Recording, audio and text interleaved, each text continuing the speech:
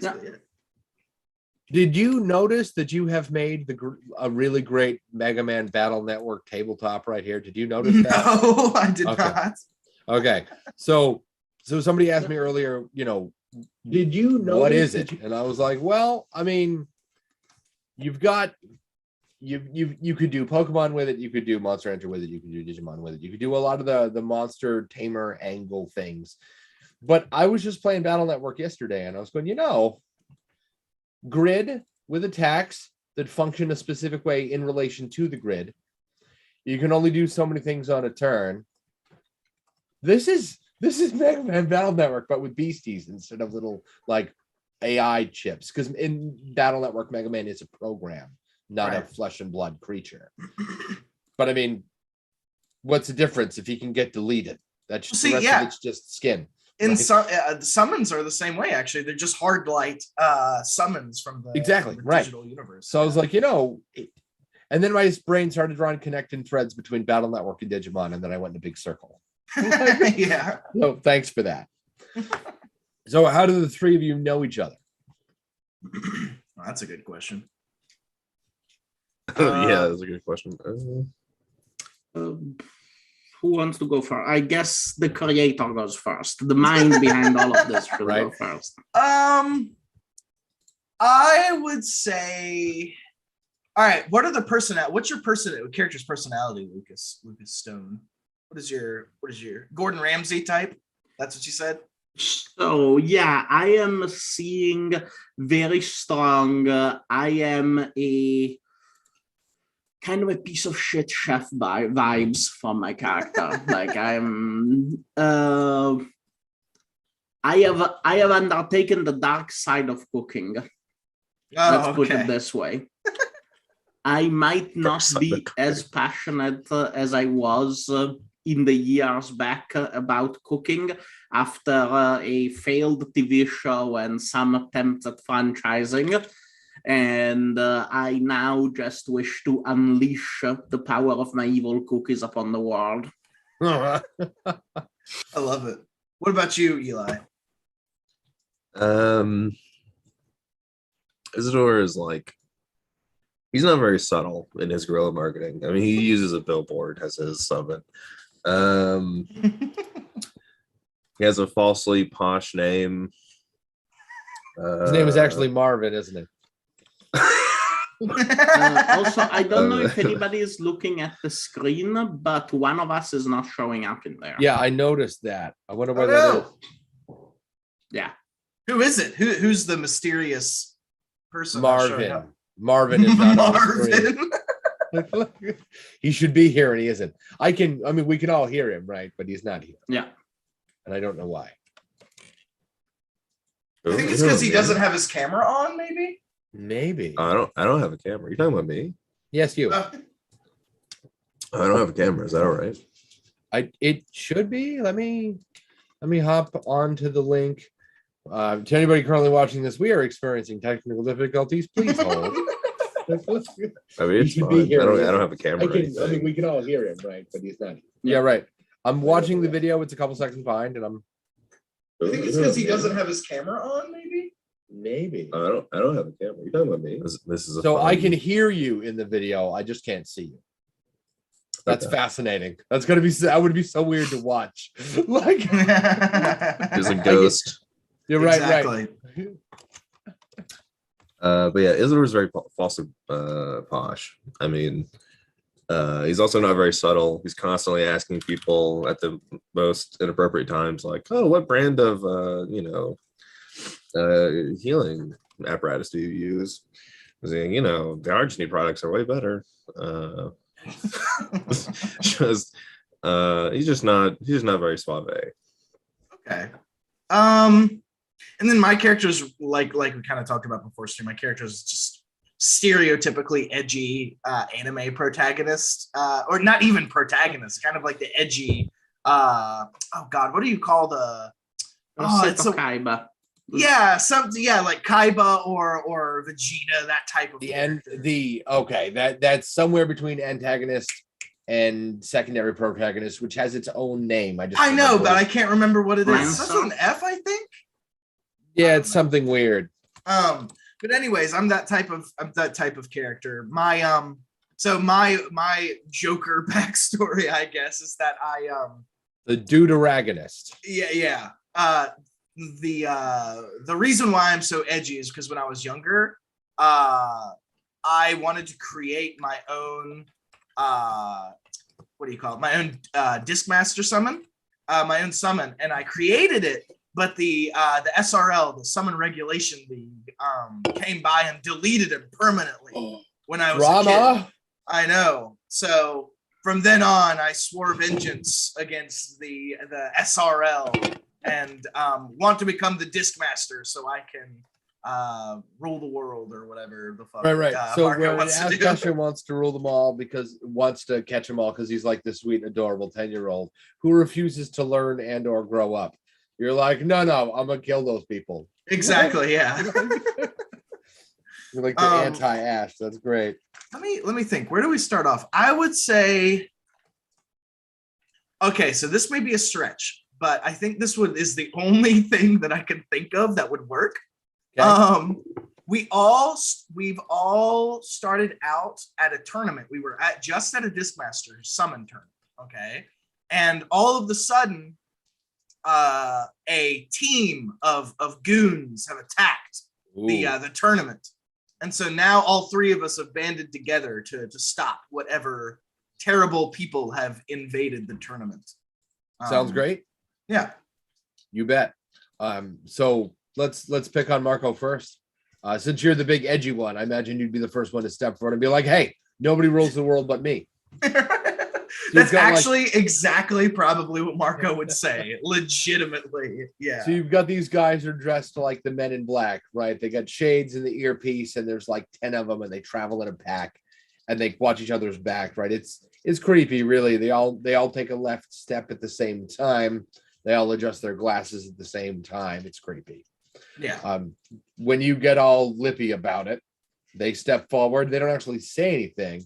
They just sort of point at the ground. How do you imagine Discmasters, like the creatures, spawning? So they have a disc thing on their wrist. I can't remember exactly what it's called.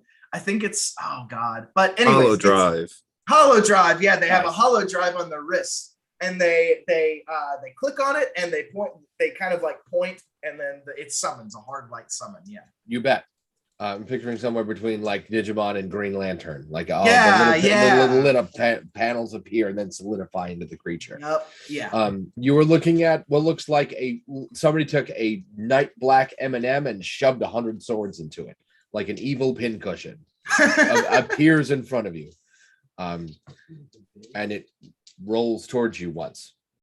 All right. So I'm going to I'm gonna look at the guy and look at the summon. I'm gonna say, "No one rules the world before I do." And I take the Hollow Drive and I click on it, and Foxlock appears. From nothing. They've got this black spikes coming out from it. These horns with gems in them, and then an orb in the middle of the horns that glistens with dark energy.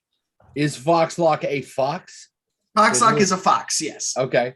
How big? Like normal size or larger or smaller? Foxlock is about probably.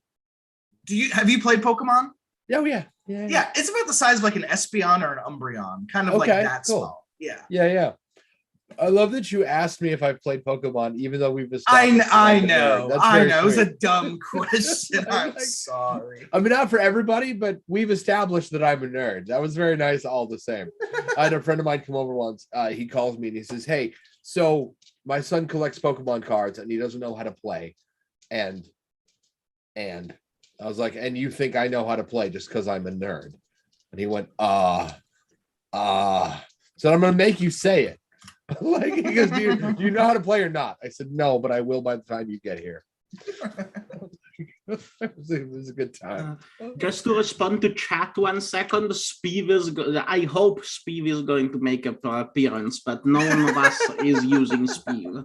Yeah, no one's using Speeve. I know. Sad face. Yeah. Yeah. So shameless plug for the book. I cannot get enough of that art. It is so good. And I don't know why, but the creature at the back, like just the very last page that really should be a back cover art or something, is just not the one with the creepy face in it. That one's cool too. The one right after that, the one that looks like it should be book spine. I don't know why. That's so damn cool. And Speed, I like Speed. He's cute. He looks like a rambunctious imp or something. He's like the slightly less refined version, like slightly less baked version of Chiplin. Yes. Yeah. Oh, by the way, while all the edges happening in the font, All the edge. me and Chipling are just in the back, like in the chaos, kind of like moseying our way toward going to say wherever they're keeping the money for the prize of the tournament. Just Ooh, I was going to ask what you were doing while this fight was happening. yeah, failing restaurants don't pay the bills, but armed robbery does. If I had to pick one piece of art out of that whole book that I liked the best, like for a monster, it's either Speeve or Opera Raccoon. Those are both brilliant. Like, Thanks. I was trying to fiddle with Opera Raccoon, and I was like, what can I want to do like a sneaky raccoon, and then I was like, raccoons already look sneaky. I have to do I know something. exactly. So I was like, okay, I'm gonna put sunglasses on it, and then I put the glasses on it, and I was like, Stealthy. yeah. Right, because he's clearly indoors, so he's either cool or stupid or both, right? Yeah. You bet.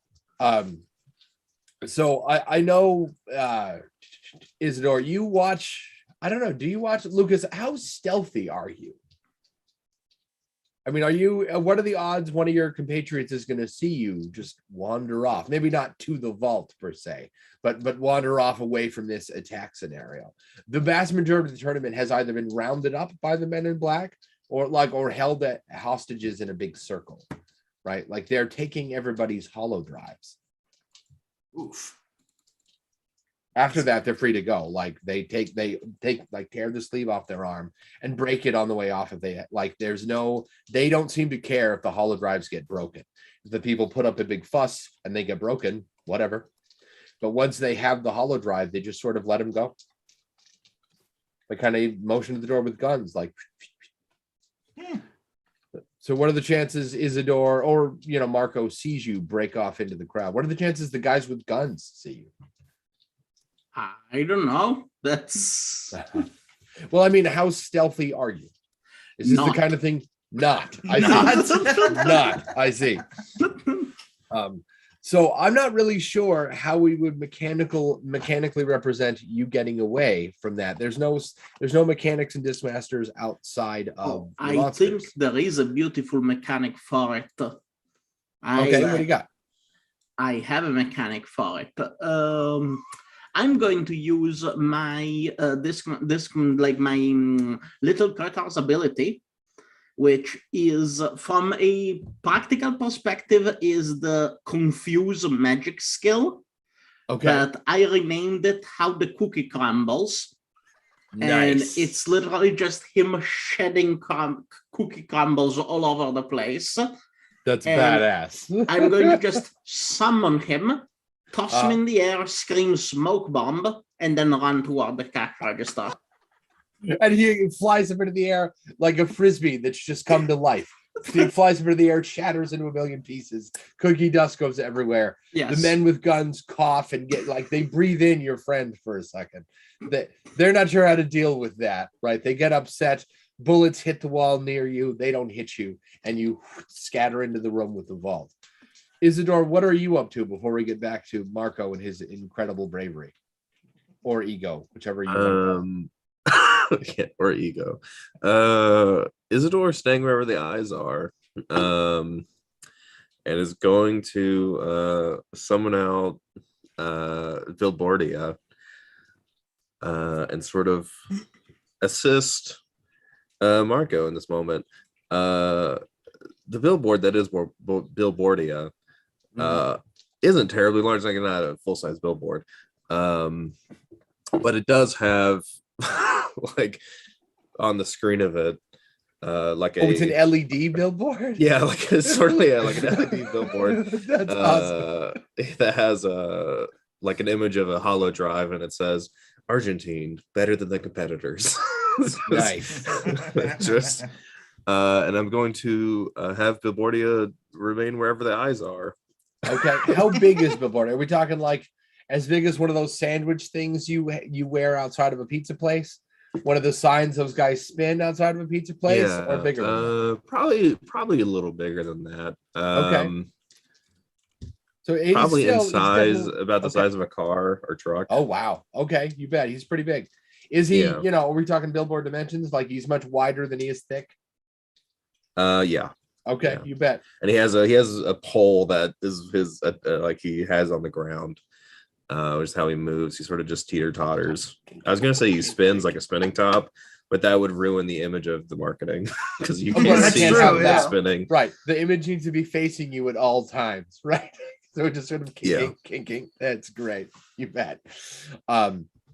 So Foxlock, Marco, the murder meatball made of blades rolled towards you, and beyond that hasn't taken a move towards you. I think it's your move. All right, cool. So I am going You have to do the use- Yu-Gi-Oh move sound effect though. Yeah. Oh, I have like a trillion tabs open. Let me get to it really quickly. There we go. Okay. Oh, So no. Chat is asking who's the mystery voice. Sorry. That's Isidore Silver with Bilbordia, who is his mystical magical advertising summon, who is a ghost. He's been dead for centuries, and he's just decided to float back into the internet and join. It's a friend of ours whose camera isn't working, and for whatever reason, YouTube is not picking up his tile. Don't know.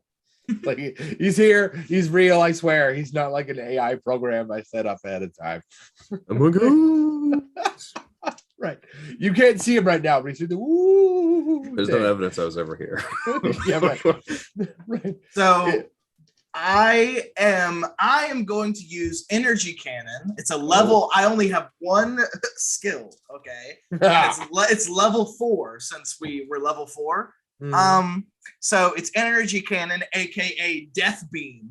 So I'm going to use that. So I'm gonna roll to hit really quickly. I roll with -5 to hit.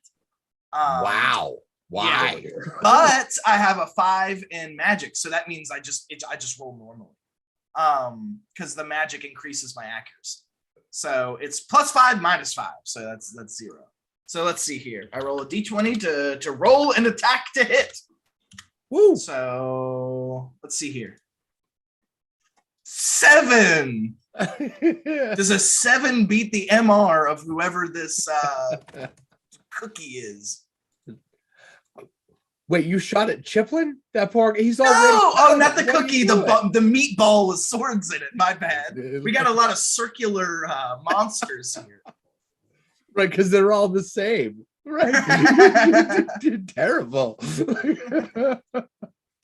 Yeah, I think that's a hit. Yeah. What's that look like? Is this like fire? Like, is it hyper beam from Pokemon? What is it? Impact? Is it a burn? What is it? It's a dark energy ray that shoots like purple black energy from the orb and just goes and shoots at the monster. Sorry That's for awesome. being again the chat bot for everybody. Chat is asking for a pronoun check for everybody. Oh, okay. I'm they, them. They, them. He, him. He's fine, though I'm not particularly fussy. If you call me she, whatever. As long as I knew you meant me, I'm good. I don't care. He, him's good for me. Not that you know who I am. Right. I mean, we do. We've established that you've been dead for like 4,000 years, and you've just discovered the internet, and the first thing you've chosen to do is haunt us. And I mean, you could do worse. That's true. So yeah, no, please, Lucas, thank you. Name's not actually Lucas, but I don't know what it is because you're RPG International. So I don't know. Anyway, you there in the purple shirt, I appreciate somebody babysitting the chat because my ADD too early in the morning will not allow me to do this and that. So I'm glad somebody's doing it. Thank you so much. No problem. I love being chatbot. Chatbot is good. Chatbot is very good. So yeah, I shoot that giant ray of shadow energy from the middle of my orb that's like it's kind of like the Eye of Sauron, honestly. Ugh. That's in the middle of it. It's And intense. just shoots. You bet.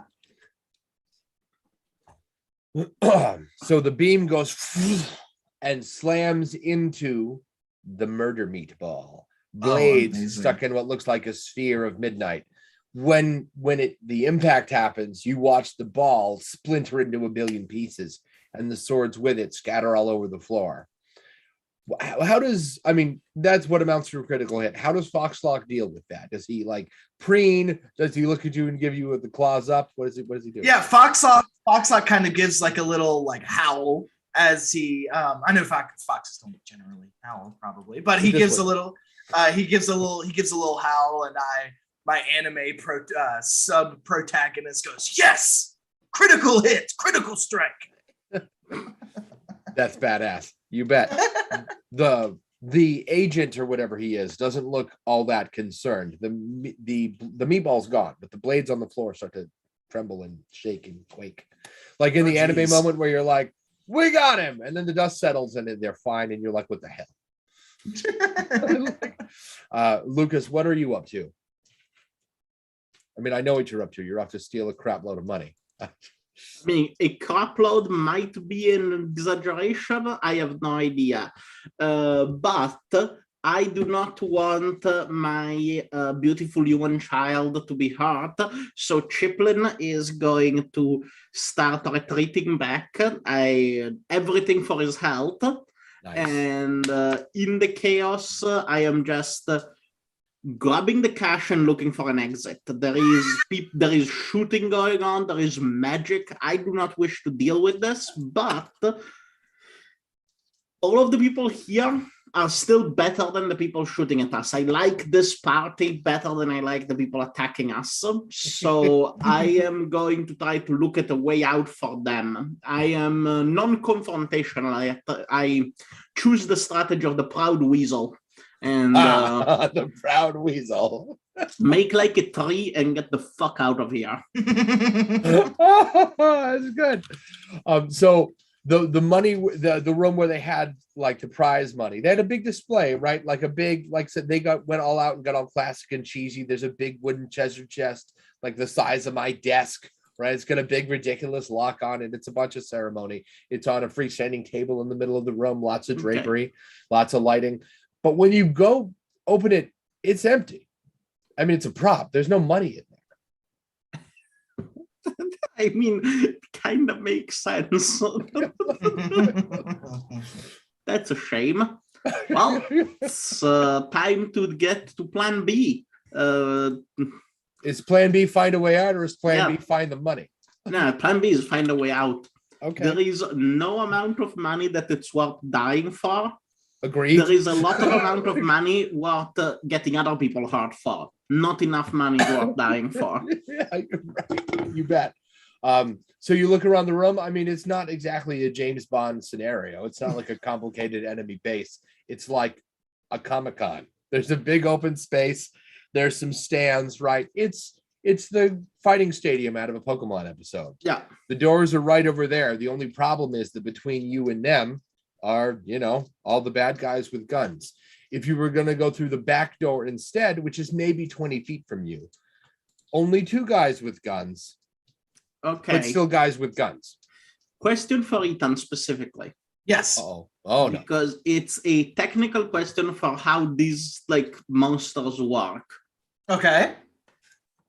Are they in any way close to a physical, are they just a manifestation, or can they physically interact with a person? They can they're made of hard light, which is my BS explanation of the light shows like a hologram shows, and then it builds and builds, and then they have physical forms after that. Okay, so I'm going to make assumptions about this world. I'm going to assume that I'm an elderly man. I'm an old man, not elderly, but I'm in my 40s. Running a restaurant, midlife crisis. I'm definitely into the version of this universe of 007. Okay. I have seen Odd Job, and I know that I have a flat, hard light surface. Yeah. Yeet. You're going to throw Chiplin? Yes. Like a murder Even to the frisbee. man in front of me. Oh my god. Like a death frisbee, just wee. You bet. Is that something you've done before? Are you a reasonably good shot? I'm going to say that this is actually the main form of attack of Chiplin because I have started him to have 0 attack, so I don't think he's capable of actual violence on his own. So I do the violence. He does the mischief. I see. Well, this suggests to me that he's accustomed to this and never enjoys it. So you pick him up and you whip him at the bad guys, right? And there's a kind of a as he flies through the air because he's not thrilled, right? You've thrown him again. Like he didn't like it the last 50 times. You didn't listen. I feel like your relationship might not be positive. You whip him through the air and he slams into one of the guys with the guns. The other guy with a gun turns and you watch his brain tick, tick, tick. He can't shoot the problem. What's he gonna do? Shoot his friend? So Chiplin, as he hits him, how bendy is Chiplin? Is he like rubber? Or are we talking like a hard baked? Oh no, it's a hard baked cookie. It's a solid surface. Okay, right. So he hits him like in the gun hand, splinters into he breaks, right? He breaks in 2 pieces. The guy with the gun goes to shoot him, and Chiplin's 2 halves start like rolling up him instead. He can't hurt him, but he can creep him the fuck out, right? So he starts like losing his mind and shooting the ground, attempting to shoot him. You have lots of chaos right now. What do you want to do? I'm going to shout at the other 2. Yo, there is a way out. And then it's time to find a way out. I see. You bet.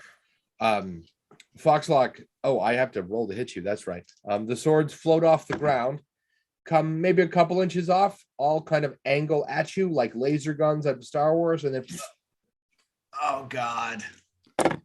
Yeah, by the way, I am sorry if I am completely throwing a grenade into any plan y'all had for this session. Oh, no, this is great.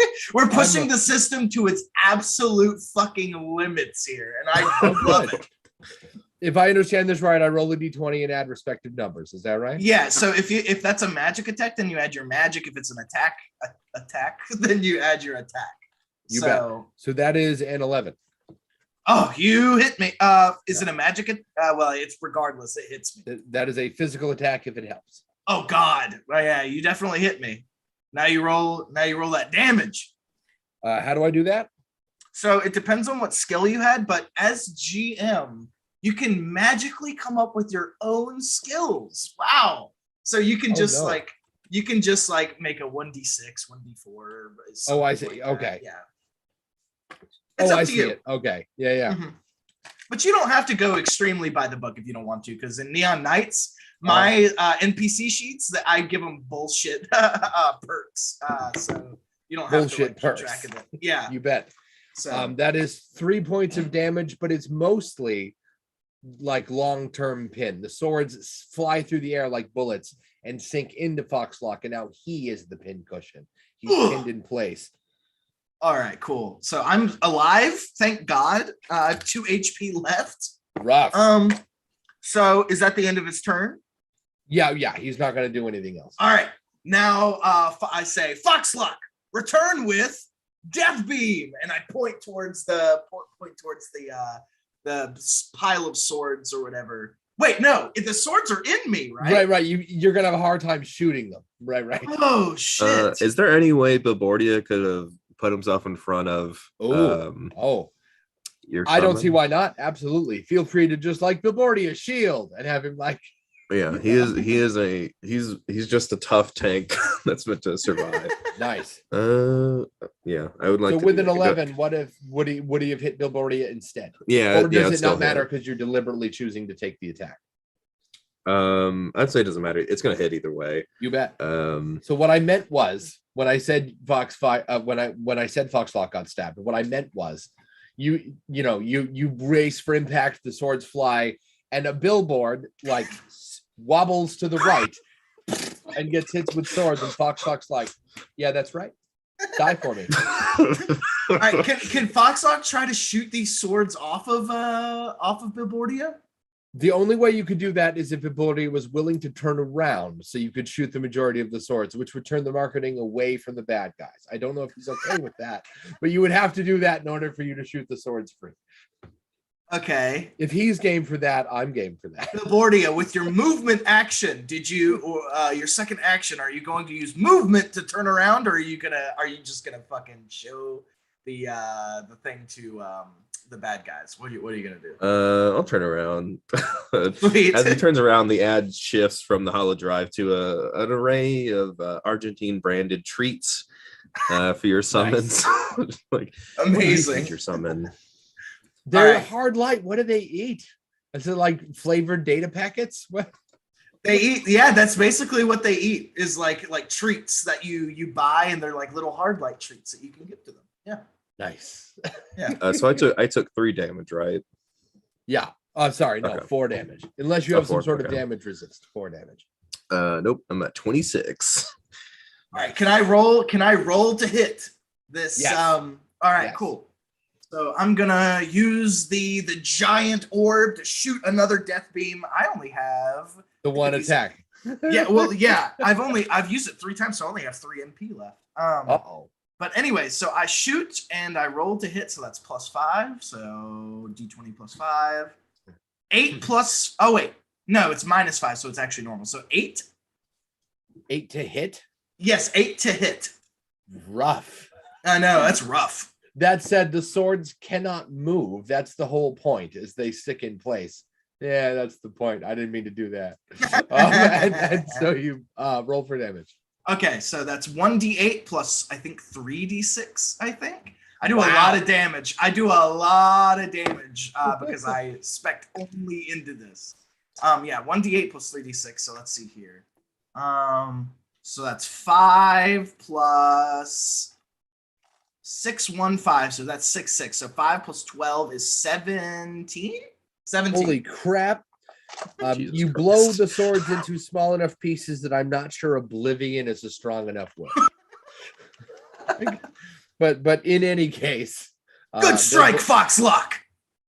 He gives you like a little thumbs up with the claw, a little Yes. All right. little high paw. You bet.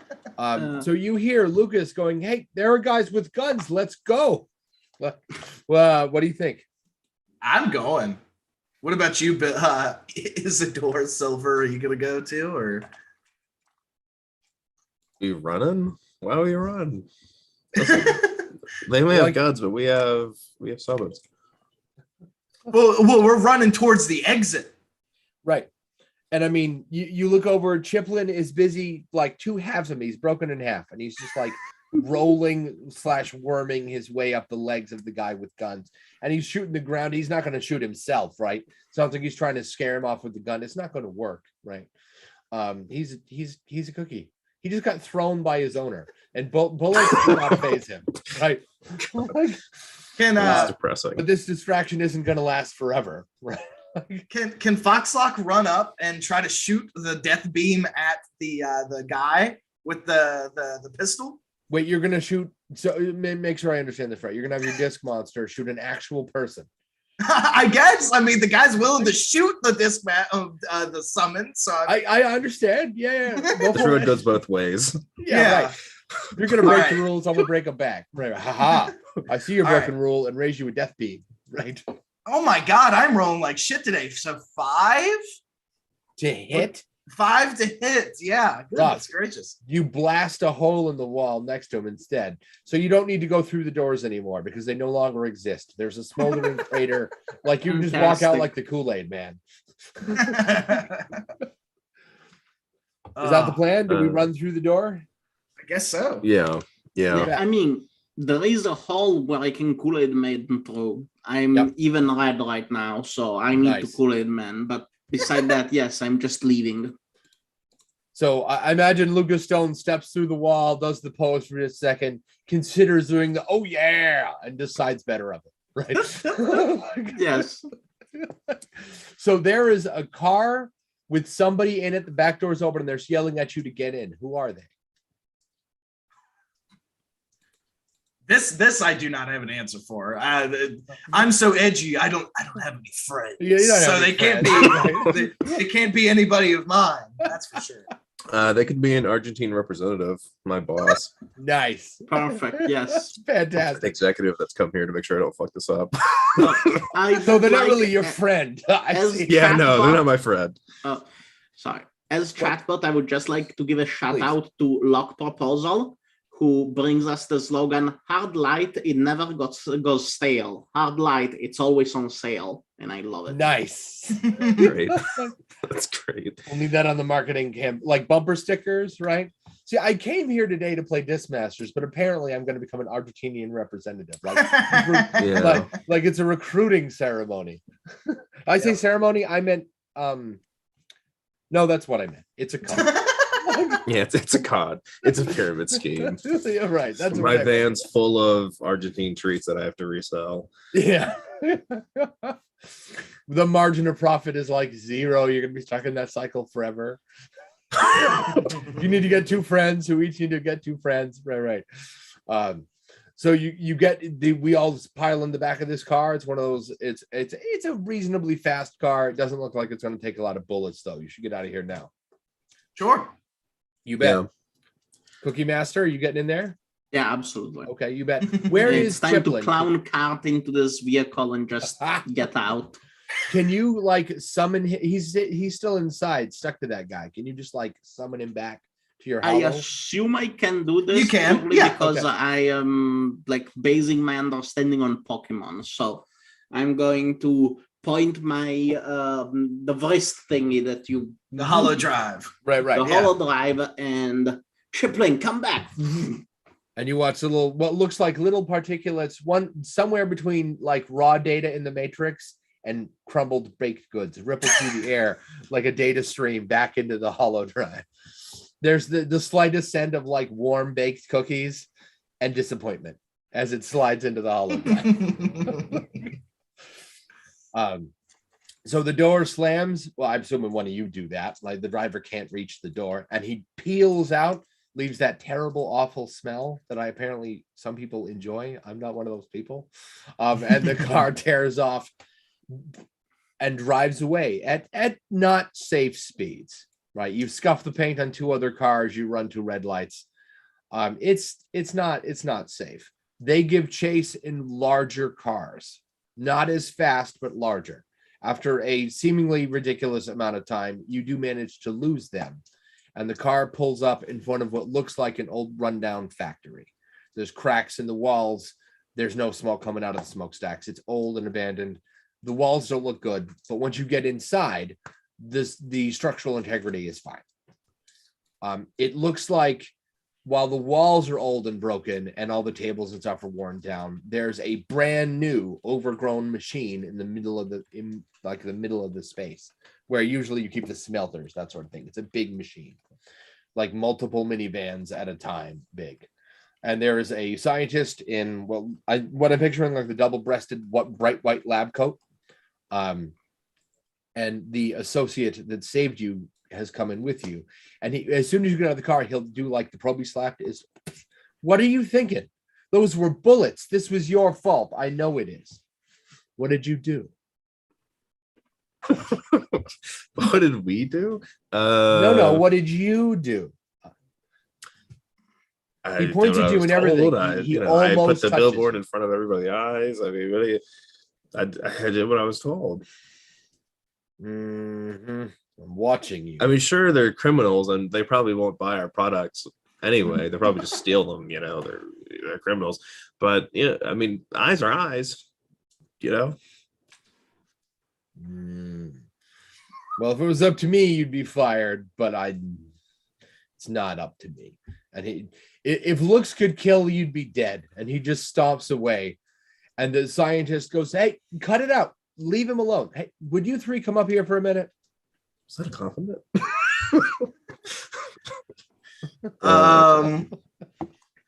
So I would say that Marco looks is kind of hesitant to go and says, wait just a minute. You were the one who started all of this? What? talking No, to I'm his- the one who's no, going no, to solve no, no, fix no, all. no. Oh, I see. To him. Right. Yeah. No. I had nothing to do with that. I did try to capitalize on it though. Did you see the billboard? Did you see the I look billboard? at the billboard and I am slightly more convinced. Could you just fill like out the 1%. survey? So Marco looks at the survey and says, I sure. can't read. And I can't read. Yeah, he you know what? He says that. He hands it to Marco, and he looks at it and he turns it upside down and looks back up. I can't read. Well, I can read it out for you if you'd like. Can you write? That's a stupid question. Okay. He's just messing with you at this point. Yeah, I would go through the post advertising survey to see how well people like the advertising. That's great. I'm just gonna shake my head. But Marco's just gonna shake his head and walk towards the fucking scientist dude, I guess. Now that he's gotten confirmation that it wasn't him who's the one who caused this. I see. You bet. So when you approach the scientist, right, he goes, "Kid, look, I don't know what that was all about. I don't understand. I don't care. Here's the score. A collection of nutcases have rolled into the city with high-powered monsters and are taking everybody's hollow drives. And I don't know why, but I mean, the hollow drives only do the one thing. And you three seem to have your own unique talents, so I don't understand how come you're on the team." And he points towards the master chef, the Gordon Ramsay with an evil gremlin cookie. And he goes, "I don't understand why you're on the team, but I was specifically instructed to give you three these." And he takes a tarp off the table, and you're looking at three hollow drives, but they're substantially slimmer and tougher than the ones you're currently looking at. The material just looks hardier. Oh, dope. Are these Argentine products? He goes, "But no, these are my custom designs, specifically calibrated for the three of you." Do you mind if I put an Argentine sticker on it? He goes, "It is your hollow drive. You do what you want with it." Fantastic. I pull out my bag, just a packet of stickers and pins and things. He's got like flyers and a backpack. Yeah. Yeah. That's great. Lucas, what do you think? That guy just like low-key insulted you, right? Guy you've never met in a warehouse you've never been to before. Yeah, like I get it, but again, after a few failed restaurant and failed TV shows as a celebrity chef, I think I've taken my fair share of rightful insults, and as such, I feel that I very much can see the pragmatic benefit of him giving me free fancy shit over him like just kind of being an asshole about it. And you know, like many people, like when they're going to be old, they want to be respected, they want to be great, they want. As a kid, I wanted to be paid, so that's my plan. I am getting the fancy hard light, the fancy drive, putting it on my wrist. If you know, for a reason or another, falls from a truck, needs to be sold, that's probably going to like push me another couple months for rent. The mansion is not going to pay itself, and I need it. Okay, you bet. So when you put that on, there is this weird interlace feeling as you and Chiplin are closer than you've ever been before on a physical level. For the first time, you can actually like feel him up in your DNA and crap, and presumably the other way around. In this weird like mirrored effect, you can feel him feeling you feeling him. Like almost, now you're not the same person, but you're definitely fused in some fashion. Oh, that must be a strange feeling, because like I don't know, the relationship between me and Chiplin, I mean, I baked him with all my love directly from my mind, but I don't know if I've been treating him very well. So like, yeah, like a mind meld with an abuse victim. I don't feel like that's gonna, yeah, your relationship probably is not positive. No. That's kind of weird. Do you say anything? Like you reached out for the thing before they did. So you have an opportunity to color how they, react to whether or not they take their sleeve or not. Do you freak out or go, hey guys, something weird's happening? I mean, absolutely. Like, I would react with like a bit of surprise, but at the same time, like, overall, I think if nothing else, it's a positive to be closer to your summon because, you can use them more effectively. If I know Okay. what Tripling is feeling, I can know how to better like employ him. Mhm.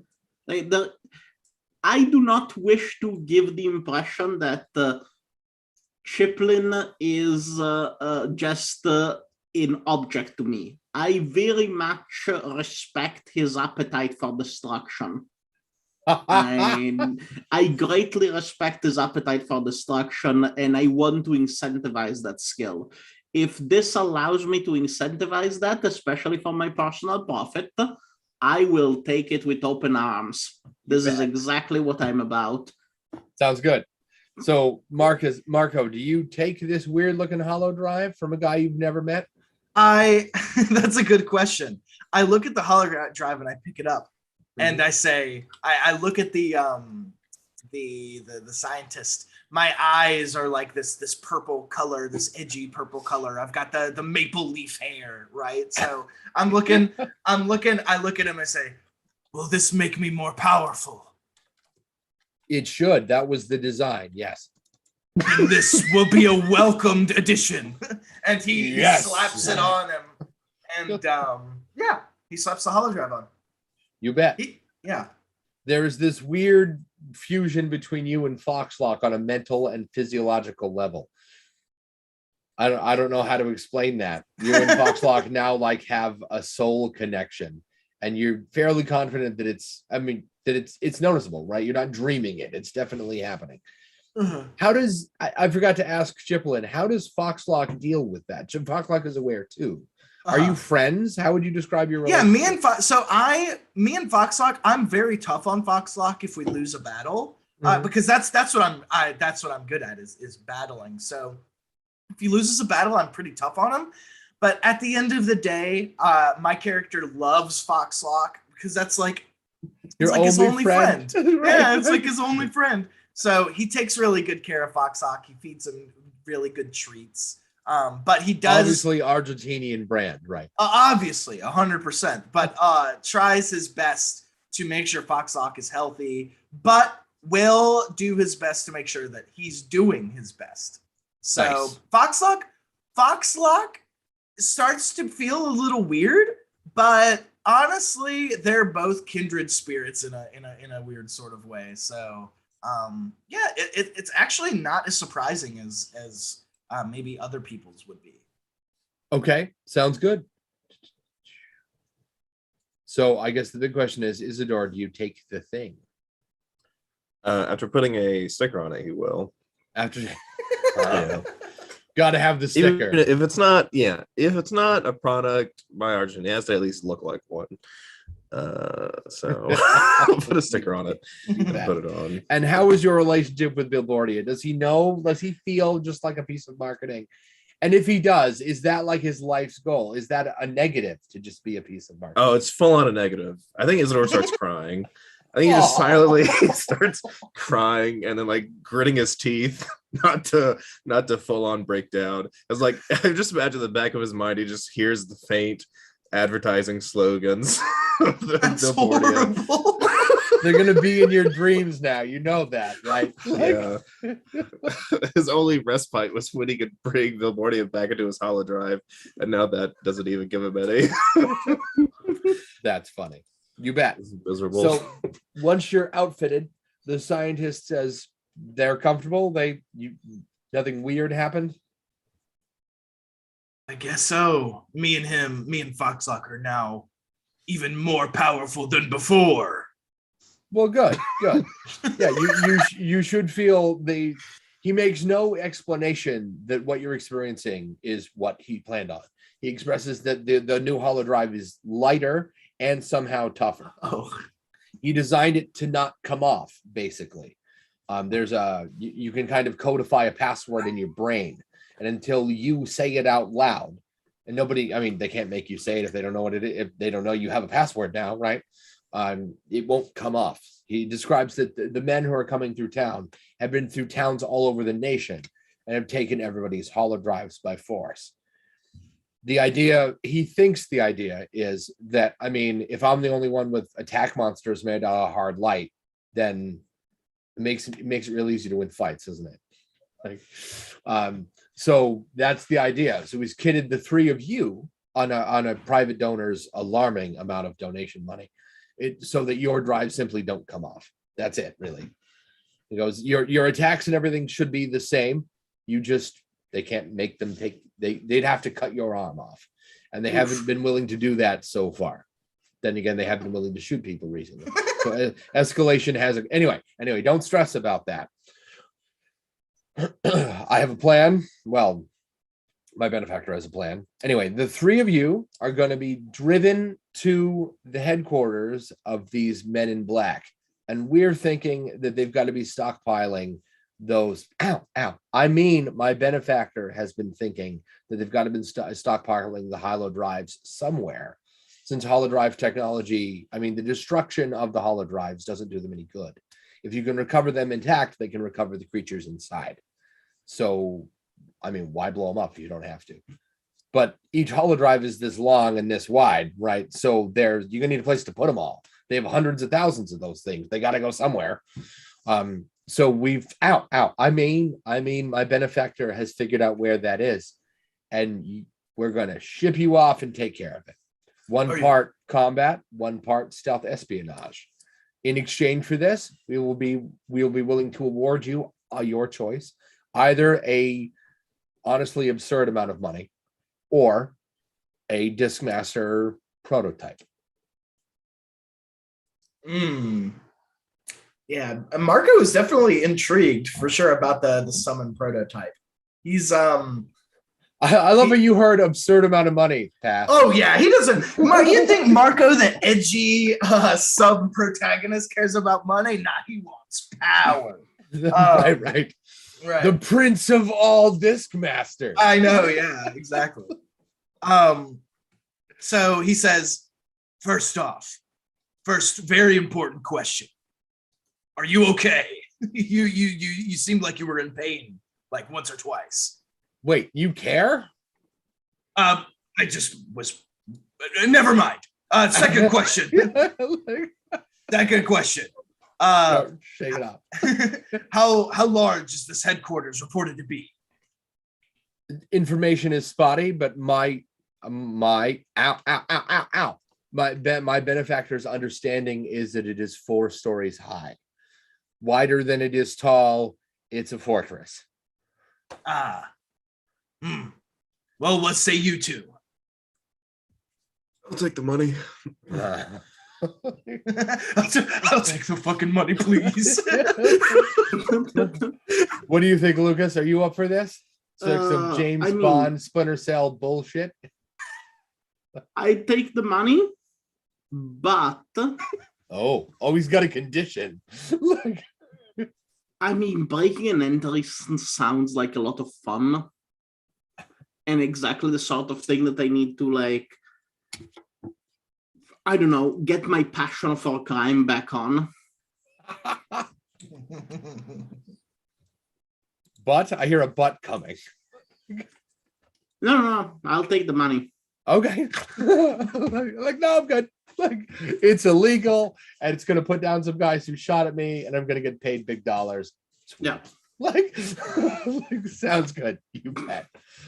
So question really quick. Yes. Is because we're out of combat, can I say that my Foxhawk is resting so I get my MP back? Oh, I figured that whenever they went back into the drive, they just... That's what I... Yeah. Then, but I just wanted to make sure. Okay. Yeah, I assume that when Chiplin falls back out of the holodrive later, he'll be intact, you know. Yes. What a terrible... You're so mean. In the first 2 rounds, you broke him in half. Twice. Like, he's a cookie. They are meant to crumble. I guess that's how the cookie crumbles. Right. I've never crumbled a cookie, then reassembled it, and then broken it again. Well, because he's a magical cookie. Oh, I see. It's better than a normal one. Right. Chiblin's the finest devil cookie ever. And I've met other devil cookies, you know. So from here, once you agree, right? They hand you each a tiny, like one of those earpiece things, the earwig, right? And they go, this will help. Ow, ow, ow, ow, ow. That's not fair. I didn't even say I. That'll help my benefactor keep in contact with you. And you'll be able to communicate with each other should you choose to take a less direct route, should you split up. Stop, ow, cut it out. I didn't even say anything. Ow. Are you sure you're okay? Yeah, yes, I'm fine. He says he's fine. The eyes say he's not fine. He goes, in any case, ow. There is an armored car outside. It's black. It's got stealth tech. It's very small and very quiet, but very fast. It's going to take you to the location. It is up. It's an automated. It's not driven by anybody. Once you get there, once you get inside, the doors will lock. Once you get there, the doors will unlock. After that, you're on your own. The car will drive to a nearby. You'll drive by it on the way there. There's an empty parking lot. The car will go there. It'll stay on the left parking spot all the way in the back. Once you get out, you won't be able to see it anymore. But it will be there whenever you're done. Just get back in, and it'll take you back here.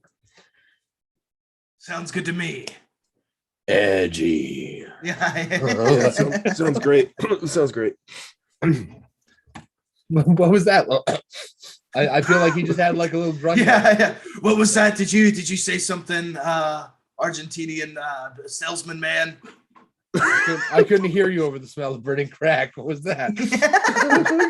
I said it sounds good. Sounds good. Okay, gotcha. Yeah, you bet. So you just head outside, you get in the car, just like he said. There's a car, black, narrow. You get in it, you hear the doors lock, and in record time, you drive past an empty parking lot, just like he said. And he's not kidding. It's a humongous building.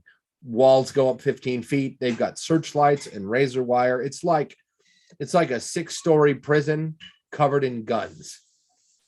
Oh my god. But what you don't see is any We're gonna people. die.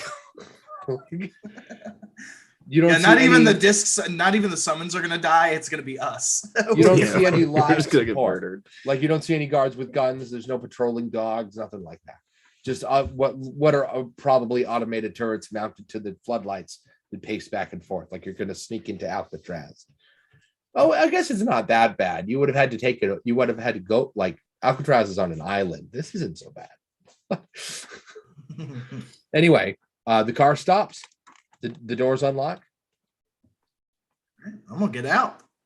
You bet. Yeah. Yeah.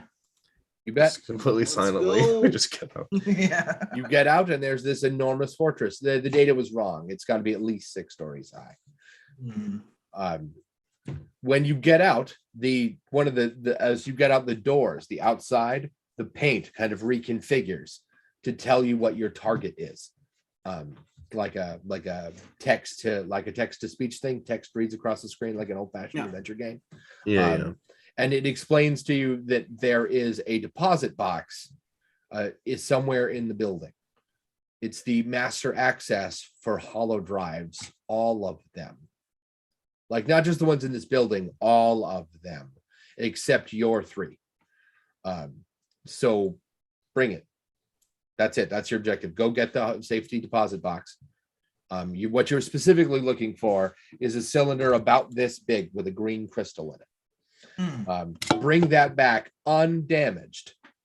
And they stress the word undamaged. You watch, and this is not usually a thing you can do in a text document. You watch 3 underlines that look like they were done with sharp pen appear underneath the word undamaged. Go on. The text actually says that. Go on, and then an asterisk, swish, swish. right. Like go on. So, do we sneak behind, or do we take the loud approach and go through the front? I think that Foxlock can take out one of the turrets, possibly. If it helps, you're looking at presumably all the way around wall building. You're in the front of it right now. Each corner, right? So each wall has 2 turrets on it on either end, which means each corner has 2 turrets. Okay. I think something in Isidore was kind of snapped. Oh So boy.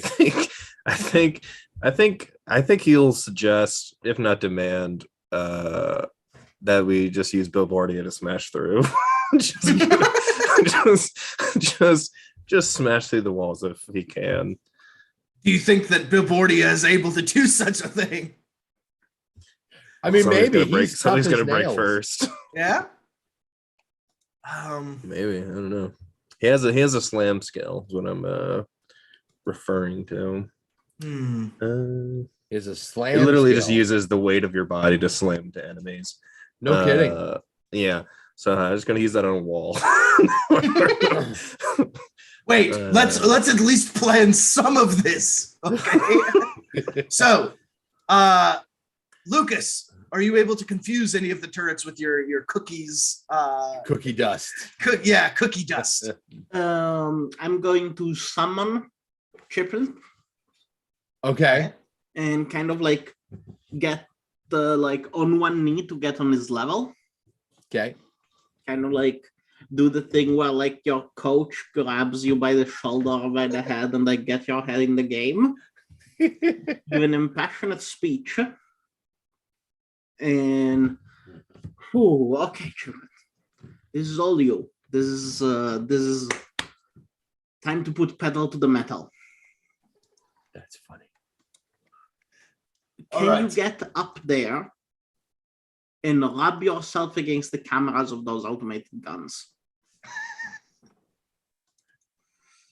Chiplin doesn't. I don't know if he can speak, but he doesn't have to. You feel his voice in your mind. What do you imagine Chiplin sounding like? Is he squeaky? Does he sound like sounds James like Earl Waluigi Jones? Nice. in my head. You bet. He squeaks into you. Was that? I'm sorry. Was that Waluigi or traditional Luigi? Waluigi, I think. Oh, of course. Fantastic. Waluigi, yeah, Yeah, absolutely. right. So he sounds a tiny bit cranky and nasally, right? Yes. And he kind of he talks through his nose into your brain. I can't make a Waluigi voice. I really should practice. Right, that's a great voice. I should practice that one. And he squawks into your brain that he can probably literally roll up on those turrets. Perfect. But I mean, one of them, maybe two, if when he rolls up there, he bursts into dust. But I mean, what are you gonna do about the other 6 of them? Theoretically, we No. just need to cover the space where the billboard thing is going to go on, and then we have an entrance, correct? Okay, yes. If the billboard slam attack works and you make a hole, then yes. But let's assume for a second he picks a hole. I mean, he's gonna have to hit a wall somewhere. That wall has 2 turrets on it. Let's assume for a second the 2 turrets on that wall can shoot in front of it, like they don't have a dead zone. The other 2 on the adjacent wall probably do. So you really need to disable 2 turrets, not 4, in order for him to get. Which is you'll need to disable. Like he's gonna attack the wall right in front of you. You're gonna need to disable both turrets on this wall. If you only disable one, the other one will shoot you. So Chiplin's like, yeah, I can totally roll up and dust that one. I've never been able to use roll up in a literal sense before. Thanks so much for that. That's a real gift. I'm picturing a cookie literally rolling up the wall and then putting his cookie self over the barrel of the gun and then just like busting into dust and rolling up into the literally clogging the machine with digital cookie bits. Can you imagine how embarrassing that is as a gun manufacturer? Like my gun jams because it got filled with chocolate chips. Like how would you go to your gunsmith and be like, look, don't ask. Right. Don't even chuckle, just fix it. So Chiplin says I can jam the 1, maybe the 2, but we'll still have the one, say I take the west wall, the west side of the wall. There's still the gun on the east side. How do we deal with that? Do you trust these people? Chiplin asks you if you trust your compatriots. I mean, buddy, I trust that there is money to be made, and I trust that we get to stick it to the man. That's as much as I trust them. Okay. All right. All right, it's not like me getting blown apart is necessarily a problem. It's happened before, and somehow you can feel the glare. Okay.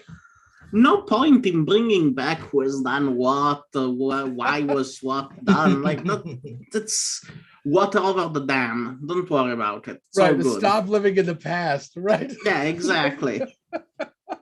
Now let's concentrate on the present where we're about to get shot. Okay. Is there a way to give them cover? Outside the wall, there's a bunch of old, like, you ever walk by an old construction yard where they leave like the big concrete cylinders and crap, the kind of thing that was going to become a building and it just never happened. There's a bunch of that out there. They're big pieces, but yeah, they'll give you cover. They'll be difficult to move, like if you wanted to bring the cover with you, but between the last piece of big heavy construction material and the wall is maybe 40 feet. And you've watched that camera, the light swoop down like pattern around a couple of times. It definitely hits that. It covers that 40-foot distance. The edge of that light goes right up against the construction yard. Not all the time. I guess you could sort of just around it like in a stealth game if you wanted. So, Lucas, did you you and Chiplin, did you come up with a plan? Half of one. Yeah. We can knock out half of them. Yeah. Okay. Now, if Bilbordia runs in and you confuse one of the turrets, Foxlock can shoot the other one, and then we should be good to go in. Ooh. Combo. Yeah, combo. Okay. Teamwork. Yeah, I think that should work. Yeah. Hopefully. Yeah, hopefully. Unless we get shot. Yeah. All right, are we ready? As ready as I'll ever be. Right. Like, it sounds like a no to me. No, yeah, this doesn't seem like a great. It's fine. Yeah, as ready as I will ever be. Yeah, It's fine. You bet. So initiative isn't necessarily a thing. You're attacking inanimate objects. But do you all move at the same time? Do you like synchronize your watches like Ocean 11? Or you just sort of like now and just do it? Probably the latter. Yeah. The other seems more chaotic. Sounds good. So Chiplin doesn't have to roll dice to roll into a gun barrel. But given that Foxlock is targeting a non-moving target, do we have advantage in Discmasters? Yeah, there's advantage. Yeah. Yeah, go for it. Go to shoot the gun, but with advantage because it's rotating, but it's not moving. Right. All right. Give me just a second. I got to pull up my rollers. There we go. All right. D20. You bet. Oh, please, not under a 10. Fuck. 8. Nice. So good news and bad news. The good news is Bilbordia absolutely leaves a dent. The wall is tall and it's dense, but it's not super thick. So Bilbordia goes and then slides back and functions like a battering ram. And then the third hit goes right through it. And it looks kind of like somebody took a knife and shoved it through a bit of metal. It looks kind of like a torn hull in a Star Wars movie. Chiplin has crushed, went up the side of the wall, turned to dust, and rolled right into the gun. And he pops out the other side. He sort of leaks out the back of the gun. He's on the other side waiting for it. Like you can see him waving when Bilbordia comes through. The bad news is that Foxlock misses. So the other gun doesn't get broken and goes nuts and starts firing at Bilbordia and Foxlock as they go through. Which means I'm going to need 2 dice because I have to roll to attack 2 people. To hit Foxlock, I got a 19. Oh shit! To hit Foxlock, yeah, that hits. You bet. I feel bad. This is gonna hurt. Yeah, I think Foxlock is gonna. It's fine. It's fine. That is a 18 points of damage. He's down. Foxlock just like looks up at the turret and goes, and just boom, Oh, that's and my just gets God. obliterated by the turret. That's And- super sad. And I look at Foxlock, and my eyes kind of close, and I say, "Return, Foxlock," and he returns. And to hit Bilbordia, I got a 10. That'll hit. No kidding. I Yeah. kind of assumed it wouldn't. I can count. That's 13. I swear I can do basic math. That's Oh, 13 shit. points of damage. Okay. I mean, So it is a I'm at- Gatling turret. Right. Yeah, fair enough. So I'm at 17. Rough. Do you take what's left of Bilbordia and head inside? Yeah. You bet. Can I also use my guard skill so I can raise my AR as I go in? Absolutely. You bet. How does Foxlock recover? Do you have like a chip for that? I actually didn't add items. You're supposed to add items as you start the game. So Okay. conveniently, Ooh, I'm going to have a resurrecting gem. nice. That revives me from deletion. But that's the only item that I had. Okay. So I used the resurrecting gem on Foxlock, and now he's fully healed with all his MP pack. Nice. So I have to took say, an- go ahead. I took an unstable health booster if you wanted. Ooh, unstable health booster. Yeah, it's 1d20 HP. Okay. Wow. Swingy. Oh, did you have you not used it yet? No. Oh, that permanently raises your HP. It doesn't heal. Oh, Yeah. okay, booster, right? Duh. Well, do you okay. still want it? Because I already have I 30 mean- HP. I would love to have that thing. I have 5 HP. I think the mysterious glitch thing is wicked cool. It So is. Yeah. For those of you who don't have the book and haven't bought Ethan's thing yet, what are you doing? But in it is an item called the mysterious glitch. Each day you roll a 1d20. If it lands on a 20, the glitch becomes an additional summon that you create. Magic powers of creation become a god. Every 2 days, gain 1 point to add to your summon stats when it gets created. So the longer it takes you to make this thing, the more points you have. That's cool, because that means even when you roll and you're like, "Aw, 3," Yep. you still Yep. get something out of it. Exactly. I think that's like a great codified example of fail forward, which is an expression that like hurts my ears, but I love the intent behind it. Right. That's true. Yeah, as me and Bilbordia run in, I'm gonna throw the health booster to Marco. Say, choose Argentine. I'm going to give the unstable health booster to Foxlock. Let's see. Please make this the one good roll that I have today. Let's see. Okay, I'll take it. 10. I'll take it. I will take that. For reasons I'm not going to tell you, you actually rolled a 15. Oh, wow. Wonderful. Yes, indeed. All right. So that's a one-time use, right? Yeah, one-time Yeah. use. Yeah. So now I have 20 HP. That is very good. You bet. As you step inside, you see in the courtyard, there's a fairly sizable, maybe 100 feet gap between the end of the wall you just came through and the actual door for the warehouse. In that 100 feet gap is hundreds and hundreds and hundreds of monsters that are all summoned, and they don't appear to be asleep. Their eyes are open. Some of them are posed in combat poses. Some of them are just sort of sitting there, leaning forward a little bit. But they're all definitely as awake as I realize that they're not sentient creatures, right? So as awake, I'm probably using that word a little loosely, but they're online, right? But the front row is the one closest to you. You're looking at maybe 50 what look like red discs with horns and imp feet and 3 big blue eyes. One's in the middle, and there's a little smaller one over here, like a diagonal line of blue eyeballs. Even he has arrived. The army of Speeve. Yeah. So when you get inside, they all start to crackle with like like they're coming apart and then reassembling. Little hard light blocks fall out of them and then reintegrate and then break down, like a glitch in a movie, except it just keeps happening. But only the ones you're like, only that front row, all the speeves. What a great word, speeve. I love it. And I'll figure out what's going to happen with you and the speeves in 15 minutes. Let's go to break. All right, sounds good.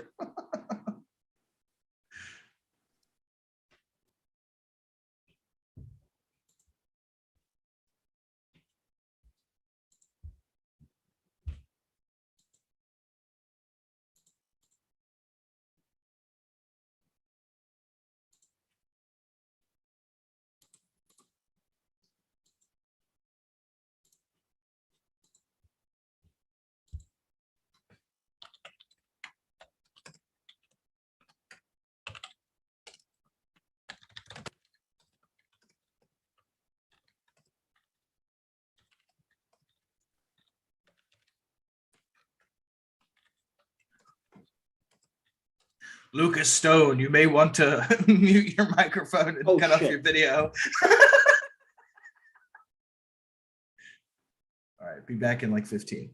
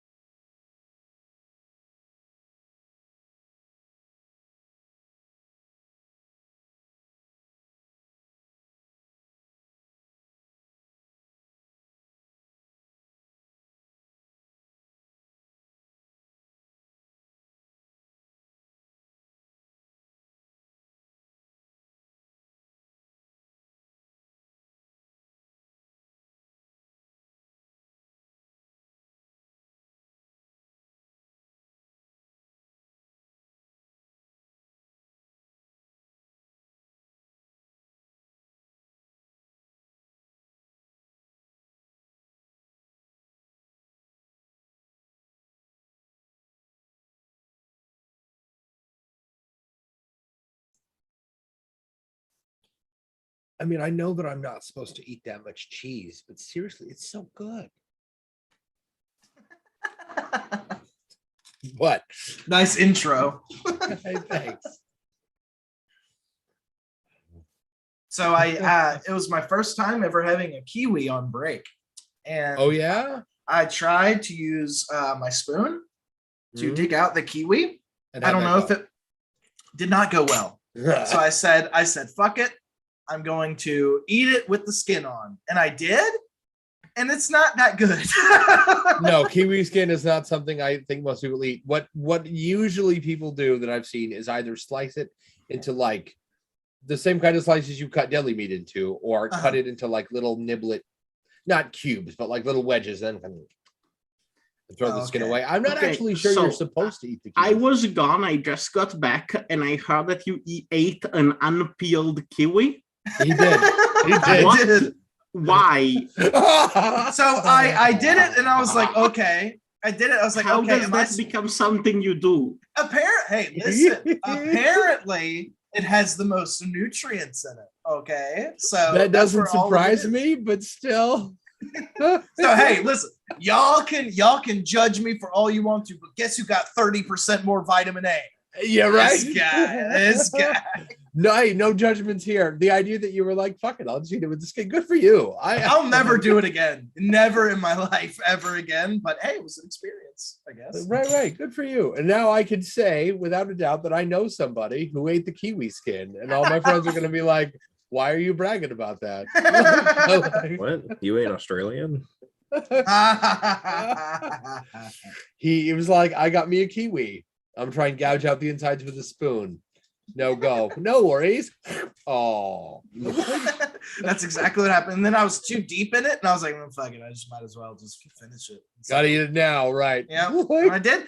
And it wasn't as disgusting as I thought it would be, but it was not nearly as how good was as- the mouth feel? Kiwis are kind of like fuzzy. How was that?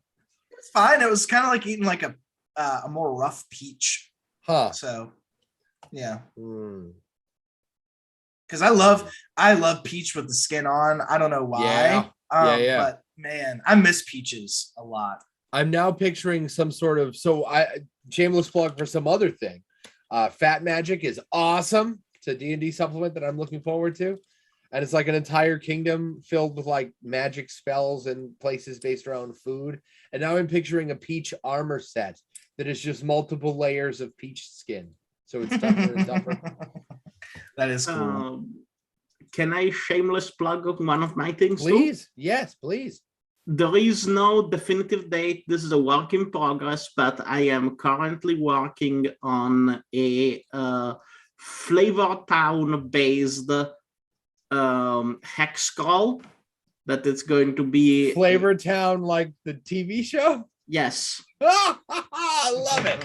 Plot is a beholder ended up being in contact to dreams with our dimension and decided to create a realm based on food shows.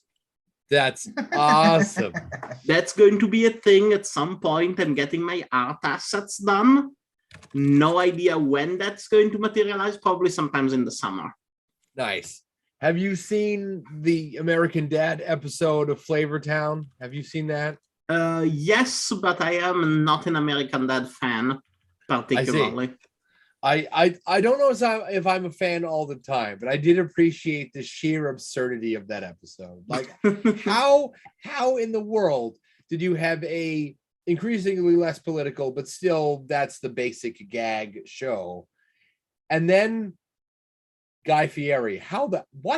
What possessed you to connect those two things? What rope or fever dream did you need to be like, you know what this show needs? Flavor Town. What? Like, I mean, I'm not complaining or anything. I'm just not quite sure how that happened. Making poor decisions mostly. Yeah. I think a lot of great inventions start with, this is a stupid idea. Yeah, I know. Let's do it anyway. So here you are. You're staring at the. I'm sorry, Isidore. Are you all set? All The good. super marketing mogul. Next thing you know, he's going to be having other people run out to factories and get shot at for the market. If he survives this, he's running away. Forever. Yeah. Aw.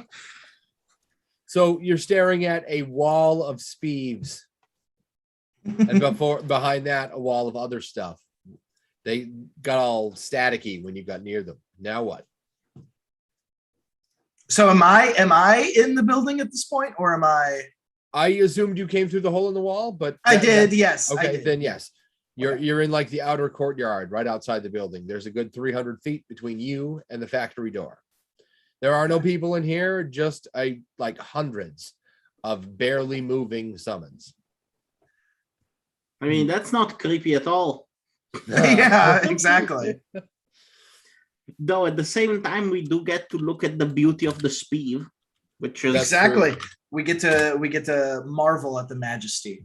Yes. I don't So think are we're they- gonna survive these. Are they blocking our way?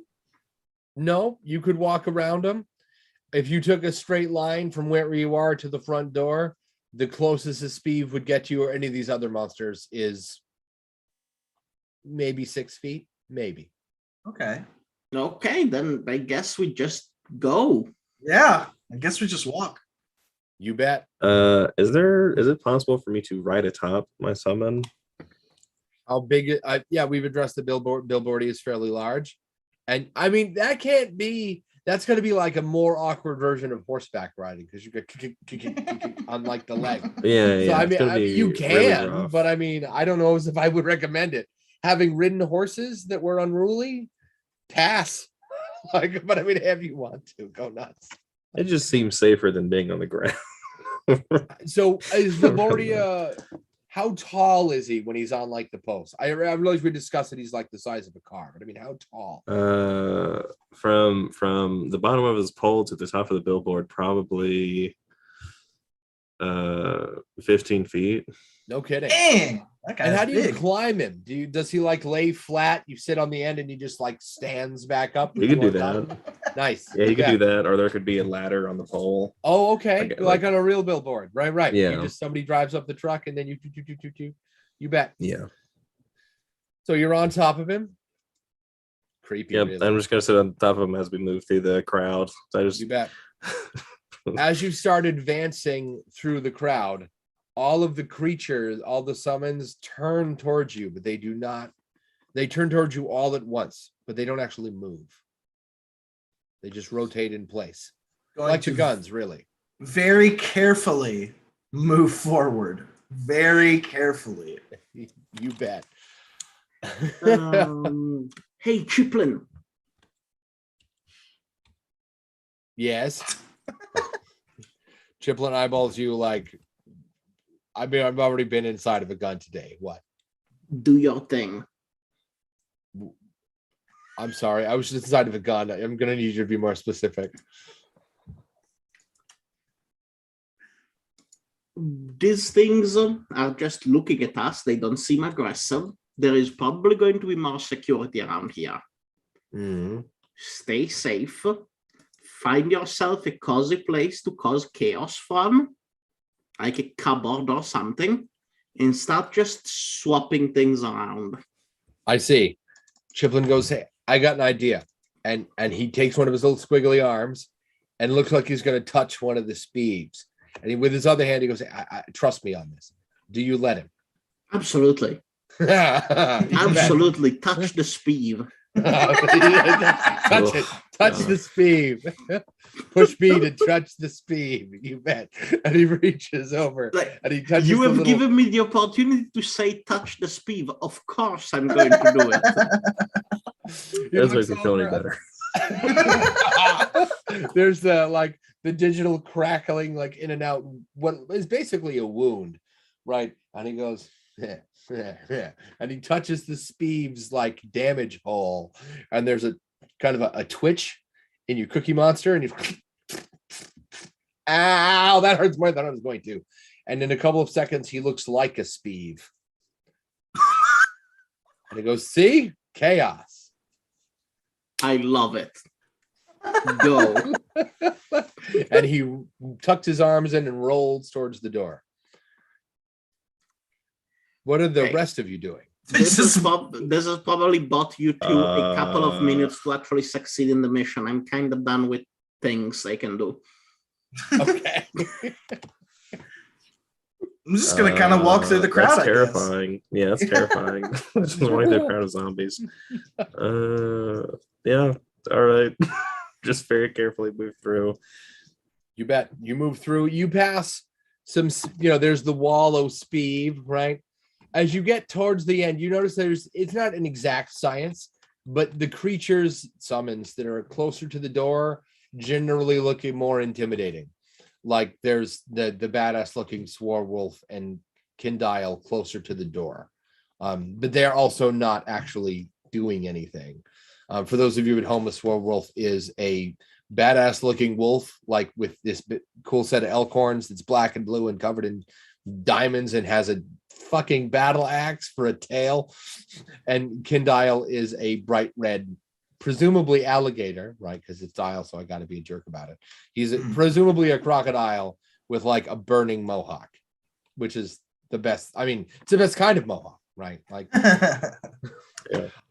They're just sitting there, kind of. As you close the distance to the door, none of the monsters do anything until you get within a couple, like this close to the door. They're all looking at you, and they all take exactly one step towards you. Meanwhile, Chiplin has rolled up the side of the building and gone in, like turned flat and gone underneath a window crack. He's inside the building somewhere. I could slam through the door, probably. Was there a door to be slammed through, or is this like? There are two big, heavy, like the kind of ones you take two people in chains and you pull them open so you can drive a truck in here. The door's real big. Oh, well, geez. If you weren't going to go in that way, you could try to find another door, right? Presumably a building this large has another door somewhere. There are also windows above you.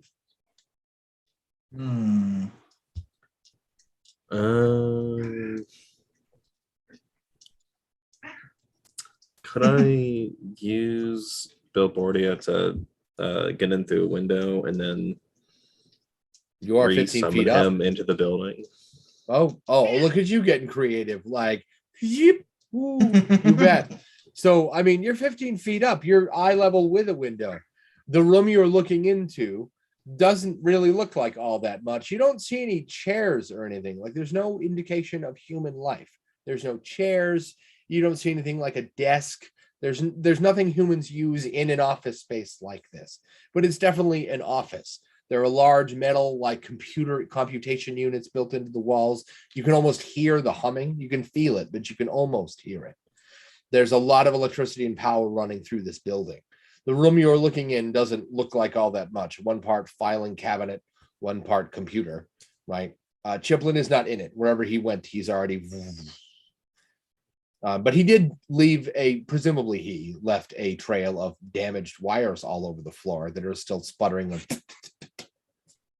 That looks safe. Yeah, that looks. You just want to help you can totally just, I mean, the windows are locked. You'd have to, like open them. Did you happen to bring an Argentinian brand lockpick set with you? Sure. Sounds Always good. come prepared. Right? Isn't that the Boy Scout motto? I don't know what you're talking about. No, I feel like they license it from the Argentina label. Yeah. We have no affiliation with the Boy Scouts. Just to be clear, we don't have any affiliation with them. So you crack the window open. Is this something you're good at? Or does this take a couple minutes? It takes a couple minutes for sure. You bet. While you're busy getting that open, Marco, what are you up to? Oh God, I don't even really know.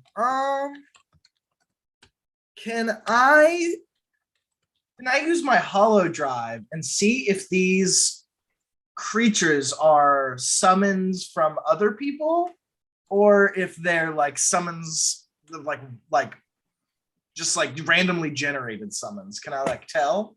Yeah, you bet. So your holo drive, I assume your holo drive is like one part scouter from DBZ. Like, it is, yeah. It'll give you the general data power of the thing you're up against, and maybe like I don't know, like its type or its brand or whatever, like a Pokedex. The version you have now also gives you a printed serial number, the RNG code that you end up with when you roll a new monster. Okay. Which means that if you were to create a new one and punch in that exact number, you would create that monster. That number is like 128 characters long or something ridiculous. Right. But you do notice a pattern between ones that you have and ones that are like mass market produced. You go to the store and buy a booster pack of monsters that are not as good as the ones you make yourself.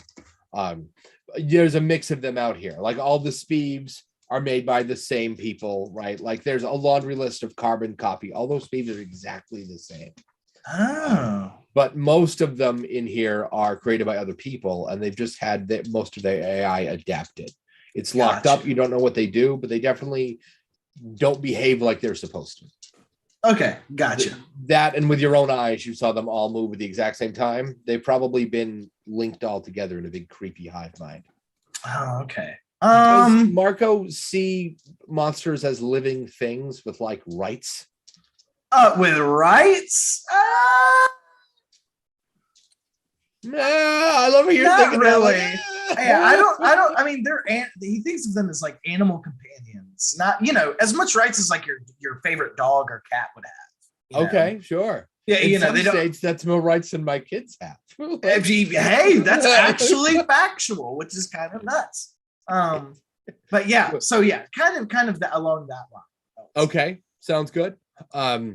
So the treatment here ranges between, depending on where you land on it, it ranges between mass control and abuse. Okay. Because we're gonna get all like heavy and crap with constructs. Oh, okay. Does the golem have rights? I don't know. Does the homunculus have rights? I'm not sure. Yeah. Like kind of exact. I think that a good example is like if your favorite dog, the dog that you love for all your life. That's kind of how he views them. Right. Does Pikachu have rights? Right. Yeah, exactly. Right. You know what I'm saying? Like it's like the same thing. What am I gonna do? I'm going to summon Foxlock, and I'm going to tell him to go along with the Billboardia and Isidore into the building. You bet. Into the building. Right. Can he make that jump, or is he climbing up the Billboardia? I would say that he can. I would say that he could. That's a good question. He's like a fox. That's actually. I think that with his magic abilities, he would be able to like float up there. I would say. You bet. Sounds good. So he and Isidore, who has left the building, he'll let us know when he gets back, head inside the window once Isidore gets it open. Lucas, you are almost overwhelmed by just an incredible smell of burning soup. Somebody nearby is making like a cream-based sauce and is fucking it all up.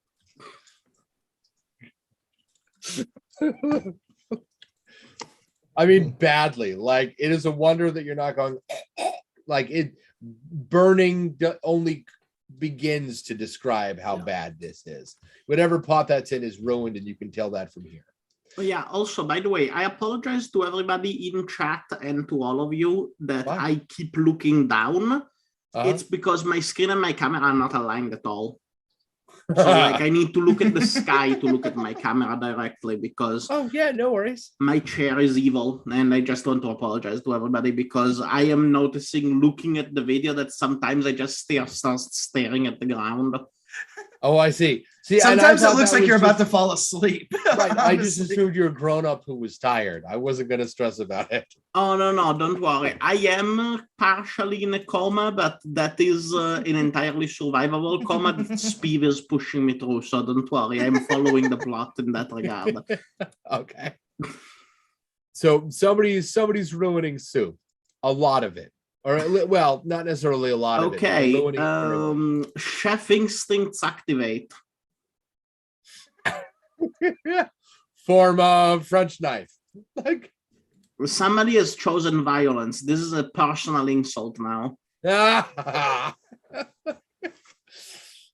Does that? I mean, it's probably coming from inside the building. But are you? I mean, are you headed in there? I mean, I'm trying to keep pace with the group, a couple Okay. of paces behind, just to make sure that I am not the first to be murdered. I see. Like, you are wearing a red shirt, you know. Like, Yeah, fair. so once you get inside, Isidore, are you back yet? I'm gonna take that as a no. So I guess we have to wait for him. Well, in the meantime, I'm gonna pester Ethan about his upcoming slew of releases. So, Alright. so how do you? We got Barbaria, which is for fighters, obviously, right? Mhm. Like, which one is Coven for? That one's the one for barbarians, right? Coven. So Barbaria is the one for barbarians, and then Coven is the one for warlocks. So this one's going to be centered around warlocks or magicians who have been branded as warlocks, really, that have been ousted from the world that they live in. So now they live in hiding from cults and inquisitors who seem to want to end the Coven's influence on the world. So Nice. And we're gonna get one of these for every one of the like D&D 5e class type things. yeah, so for sure. So first is Barbaria, of course, just because barbarians are my favorite. Coven is going to be warlocks. And then the next one, I actually got to check my notes here. He's got notes. He's got Yeah. a pipeline. I think the next one is, let me check. Did it not save? No, it should have saved. There we go. Okay, so the next one is after Coven will be a paladin based one, and it's called Salvation. Nice. And that Nice. one- Nice. That one's going to be about redeeming yourself. As a Paladins are my disgraced favorite paladin. class that fight like D&D has. Oh, I'm that's a awesome. sucker for non-combat classes like merchants and not clerics but priests, people who like spread the good word and like heal people. And I did play a really great mix once. I played a cleric whose weapon of choice was not a sword or an axe or whatever. He had like a big oversized anime version of his holy book wrapped in like metal plates, and he would just beat people with it. Like, That's great. like, That's really good. like the power of faith is physical, you know. that kind of Exactly thing. right. Yeah. but- I can't wait for that. That'll be fun. Yeah. It'll Hey, be. welcome back, Isidore. Oh, Oh, Isidore's yeah. back. Yes, he Thank you. he has I'm returned. back. Everything all right? Just sickness. Just I see. I understand that other people don't use Argentina products, but you really can't go around beating them up over it. There's a line. Yeah, that's why you had to leave, because you had to beat someone up over it. You Right, so- broke a few kneecaps. Argentine, yeah. Right. Like you have perfectly good Argentina bottled water in the house, and somebody dared come inside with like an Aquafina, and you were like, fighting words. yeah, it's sinful. Yeah, right. You can't do that. So, so it sounds like you've all gone inside. Mhm. The room you're in, right, looks like more server room than anything else, and somebody or something ripped it all up. Maybe Chiplin. The room is not very large, maybe 10 by 10. There's a door right in front of you, right? It's metal and it's one of those sliding ones, but it's broken. It sort of goes halfway up and then kind of kicks in place, like an elevator door that won't quite close. There is a distinct smell of what, like maybe it's burning milk, coming from this. So that empties out in the hallway, and the burning milk smell comes from way down the left somewhere. But there is a much larger sound of sparking to your right. Marco, what do you think? I'm gonna head towards the sparking because our mission was towards the. I mean, maybe this could be the crystal. I don't know. So I'm gonna go to the right, I guess. You bet. And Foxlock is with me, I presume. At this Sounds point. good. You bet. Yeah. Outside of the hollow tube or Outside of the hollow drive. Yeah, the hollow drive. I'm sorry. that's okay. Lucas, where are you headed? Actively at the bottom of the group, but proceeding with them. And Okay. with increased sense of violence over that poor soup. I see. I guess I need to know where Isidore is going to figure out if the group is splitting up or not. Isidore, where are we headed towards? The dairy smell, the burning dairy smell, or the sound of sparking? Probably heading towards the burning dairy smell. No kidding. Okay. That sounds like a party split. Lucas, which side are you going with? Oh, Marco the dairy is- smell immediately. You bet. No You bet. questions. You bet. So the hallway is pretty narrow, like narrow enough that it's uncomfortable for any human with any degree of shoulders to walk down. We're talking like this. It's clearly not designed for humans to walk through it. It's only like 4 feet high, and it's Lucas, how tall are you? Are you like a Gordon Ramsay guy or like a Colossus from the X-Men guy? How uncomfortable is this trip for you? Okay, no, definitely not a Colossus a la X-Men guy. Yeah. More just kind of like lumbering large guy, Okay. but like not particularly large, like less large than me IRL, but still pretty just huge guy. So you push and you squeeze and you swear a little bit, maybe you sweat a little bit. It's uncomfortable, but you kind of mush yourself down the hallway. Are you? I assume you're behind Isidore. Oh yeah, never first. Never. I want to live. Nope. You bet. So the two of you go and you pop down that hallway until it widens into a room again. That room. You are looking at what looks like an animatronic person. Think C-3PO if you took all the plating off of him. And he standing over what looks like a rudimentary. It's a kitchen with lots of high-tech gear, like one of those take the pot off and it's immediately cold stovetops, the ovens that have multiple cells so you can cook 2 different things at 2 different temperatures at the same time. Like no expense was spared in this kitchen. But the robot apparently doesn't understand how cooking actually works. So there's just like a little, like just like 4 granules of salt, right? And like a little thumb's worth of butter just set on the counter, right? And there's milk all over the floor. And the pot is, you can see from here because you know how to cook that the dial's too hot. There's a couple of bay leaves, like it looks like it's trying and very much failing to make bechamel sauce. On the floor, it's you personal. are a war criminal, basically. This is like this is international tribunal level shit. Would the 2 of you in this room consider yourselves to be particularly observant? Definitely not. Definitely not. Yeah, I think so. There is one thing that I'm going to observe, and it's these hands, which I'm going to use to hurt someone. You don't have your Chiplin. You can recall him from wherever he is, though. Or are you going to do this like physically? Yes, I probably do need my Chiplin. Yeah, with me. Okay, you bet. So you recover him? Yeah. Now what? Am I driving too much? I can step back a bit if you prefer. I don't think so. Isidore, do you want to get in on this? You're in that chamber too. Listen, I'm just here for protection and advertising. So Okay. One of these you days, I'm gonna foul host a table. machine. The robot turns its head towards you in place. It just keeps cooking. One of those creepy like quarter turns. Yeah. Its eyes light up and it goes, ow, ow, ow. I am cooking. No. No, you're not. You're not.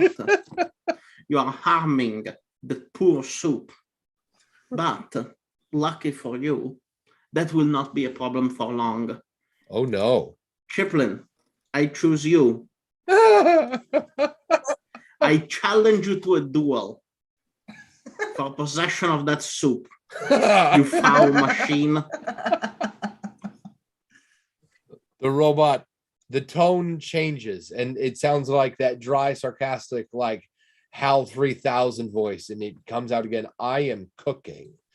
And two will look like raccoons with like Batman capes and goggles drop from the ceiling, claws in hand. Oh gosh, you gotta fight 2 opera raccoons, man.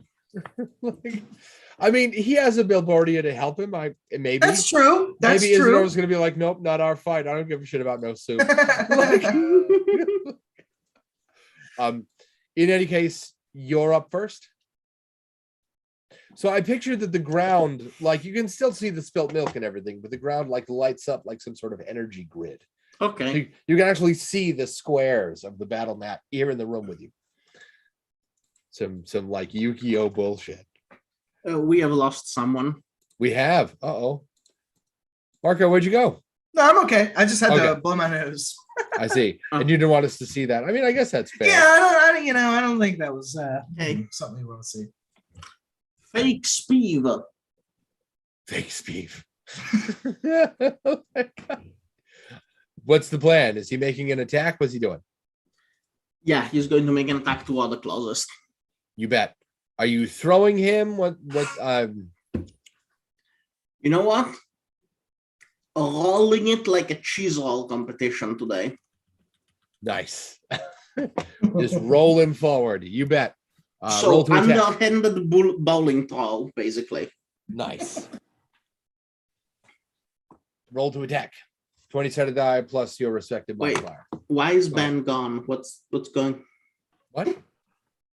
Oh no, Ben has just got to go. Oh, okay. Yeah. It's in the chat. It's in the chat. Oh, I see. Yeah. Whoops, sorry. That's okay. All right. Anyway, yeah, I'm cheese wheeling the Chiplin forward. Okay, sounds good. I Roll to assume I attack? need to make a roll. Yes, 20-sided die plus whatever your modifier is. 19. Nice, you bet. Your cheese wheel of doom, your Chiplin posing as a speed rolls forward and slams into one of the raccoons. The upper raccoon does attempt to hop out of the way, but doesn't quite make it. And you clip the legs as it goes in the air, so and lands, and its jaw hits the ground with a satisfying crunching noise. How much damage do I do? I don't know. Find out. Roll for it. What? How many dices? Well, it depends. Did you use an actual move or did you do like an RP thing? No, it was like a basic attack functionally. Okay. I don't know. Ethan, it's your system. What's like a basic attack maneuver? 1d4 is good since you're not using like an actual move. You're just like rolling at him. So 1d4, I think is Sounds solid. good. Yeah, this poor creature does not have like he had 0 in attack. Anyway, 1d4 tells me 2. Nice. You bet. So, I mean, the raccoon looks fast. It doesn't look super durable. When it hits the ground, what looks like blue blood shoots out from between its teeth, and it kind of and picks itself off the ground. You get 2 attack. He gets to do 2 things in a turn, right? Or was what he can? Ethan, 2 attacks on a turn? It can, yeah. You can do move twice, attack twice, move once, attack once. Yeah. So as long as they're not moving, then they can attack again. If we're gonna call the cheese wheel roll part of the attack, I'm all for you making a second maneuver. Okay, then it's going to boomerang back and hit the other guy. No kidding. Like back to you, or like he bangs into him and then somehow like pangs out the side. Yeah, I'm doing like pool trick shots basically. I'm like nice hitting a corner, banging 2 corners, and then coming back to me. So he's gone from being a cookie to a Speed cookie to a Speed cookie that's Captain America's shield. This is you bet.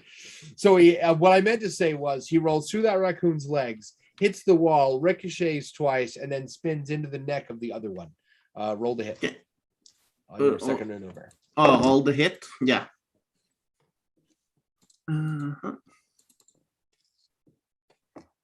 And we got a 1. I am not very effective. Ooh. So he hits him in the neck, but he just sort of stops and crumbles onto the floor.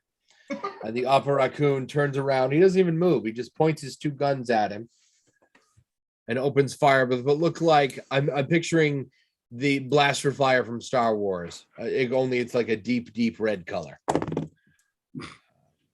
That is a natural 20 and an 11. Oh my god. The good news is an Operaku doesn't have the kind of firepower that those Gatling guns outside do. That's true. So collectively, with both rounds of fire, he takes 5 points of damage. I just threw a whole crap load of dice on the floor. The other Operaku does not open fire on him. He charges at you. Bilbordia, what do you want to do? I'm smashing.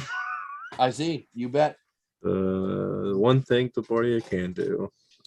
Roll to attack since he is charging right at you. Sure. Squash him like a bug. Like a raccoon bug. You bet. Yeah. Yeah. That's a 7 + 2, so 9. You bet. Oh no, That's never a hit. mind. It's a -5 to hit, so that's actually not going to hit at all. You'd be That's surprised. 4. What is it? That's a It's 4. Almost. Almost. Yeah. Oh, So Bilbordia. he does. Did you heal Bilbordia between now and when he got stabbed by swords? No, I have not. So you do hit him. He does come down on him. He just ends up. He curls up the ball and sits in one of those holes the swords made. Okay. Just imagine the advertising is warped at this point. Like it's like the holodrive is Argentine. Just, That's funny, but I love that the word Argentine is still intact.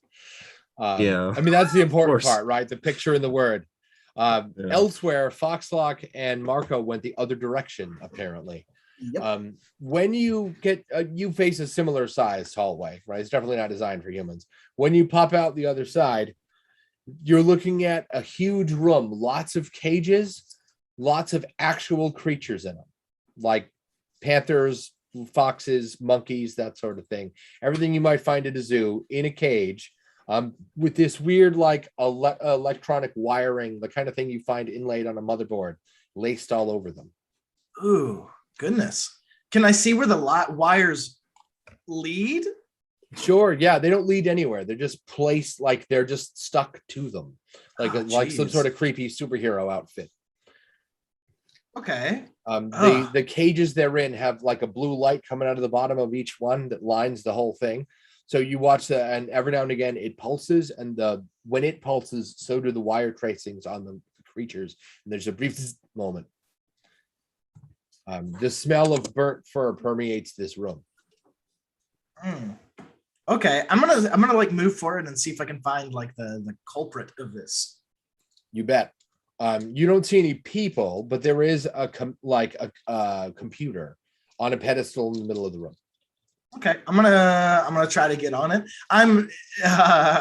Marco is not like a hacker type of guy, so he's not too skilled with it, but he's gonna try to open the computer. Sounds good. You bet. The computer opens up. There's no security measure or anything. It looks like a series of notes on the process. At no point is the process specifically detailed, but it does like what that means. But there are a bunch of field notes. How smart is Marco? Marco's pretty smart. Okay. He's like he's probably above average. I would Okay, say, in sure, smarts. yeah, you bet. So you look it over, you deduce what the process is.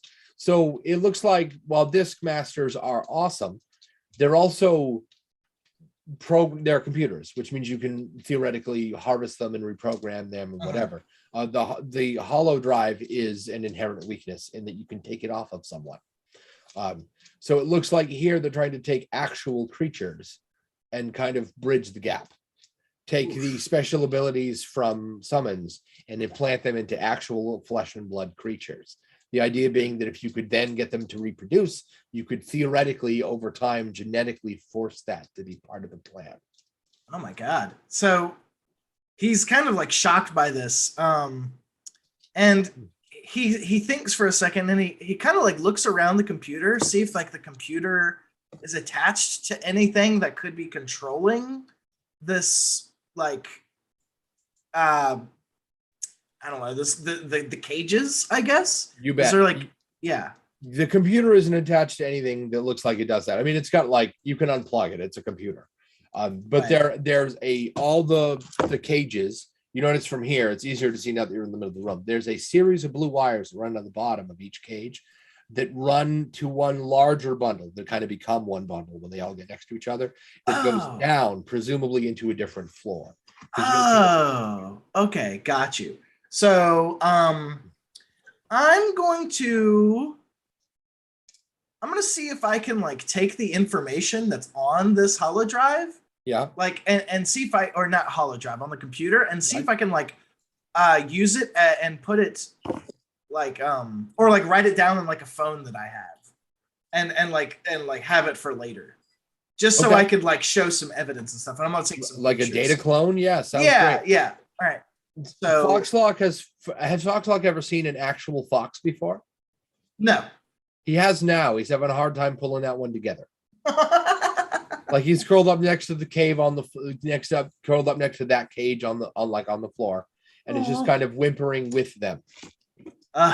So Marco kind of looks over at Foxlock and says, "Foxlock, do you want me to let this one go?" Do you, when you say let it go, do you mean free this animal? Free or this like, animal. oh, Yeah. then yes, absolutely. He starts to yip and look like uncomfortable, like, well, duh. And you can feel his voice in your head. He's passionate and upset. And he goes, I would have already done it, except I don't have thumbs. Right. All right. I'm gonna say, Foxlock, can you signal to the fox to stand back? And they have an exchange that seems to work because the foxes they're a little weak in the legs, but they pull themselves to the back of the cage. So I'm gonna get Foxlock to shoot the lock of this of the cage. You bet. He blows all off the cave with his badass energy cannon. The door swings open. The foxes come out and immediately do. I don't know how foxes like nuggle. I don't know if they like press heads together or what, but there's a lot of fur and rubbing, and it's cute. Oh, that is cute. All right, now you stay with me. We've got to find the source of this. And I start walking towards the bundle of wires that leads down. You bet. So you can sort of see the floor below because there's a gap. Those wires don't quite touch the floor. There isn't a seal or anything, right? Mhm. So you can see down there a little bit. There's a lot of light coming from that. Looks like an arc reactor in a science fiction movie. Giant machine in the middle, right? Lots of light and static bits run all over the room. Shadows all over the place. Little tiny walkway at the base. What you don't see is a way down. I mean, you could always make one, right? But you don't see like a staircase, right? Before we get back to that, Lucas, you still have a raccoon shooting at you, but it is your turn again. The upper raccoon is currently sitting in, like the Bilbordia came down, and there's holes in Bilbordia from where the swords had punctured it earlier. And their upper raccoon is curled up in one of those holes, guns at the ready. He's going to shoot somebody when it's his turn. What do you think? You've got an upper raccoon and you have soup that has continued to burn. Gotta hurry, Lucas. Right? That soup will be no good. I love that you were fighting over ownership of this soup, but we have already established that the soup is no good. No, it's a matter of principle. You're right. What are you gonna do? Right. What's the plan?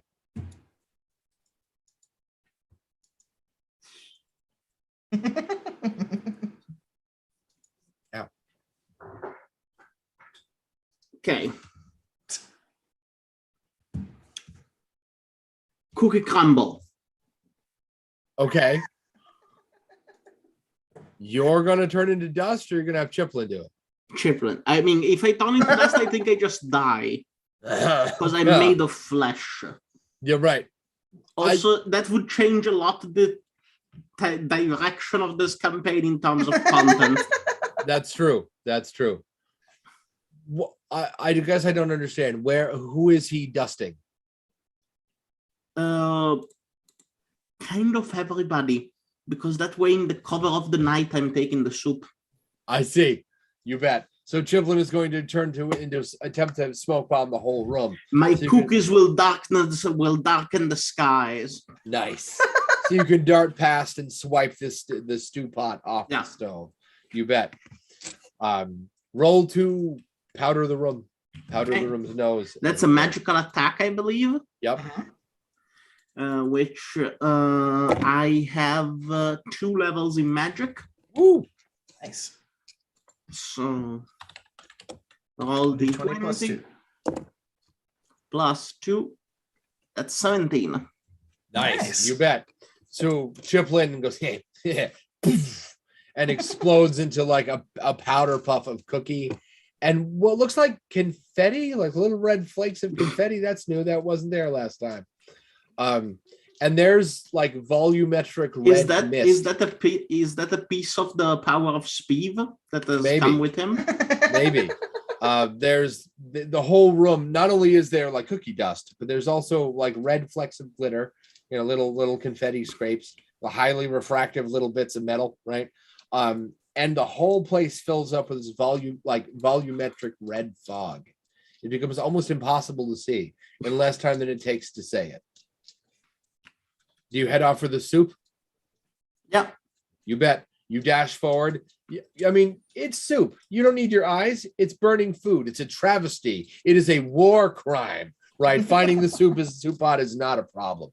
You swipe it right out from underneath the robot. Yeah.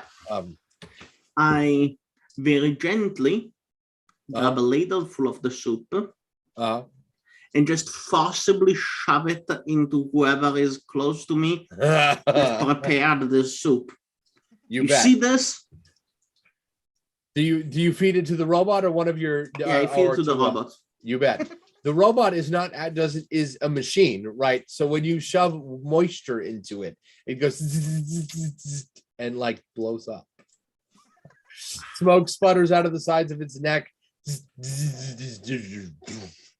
and it clatters onto the ground.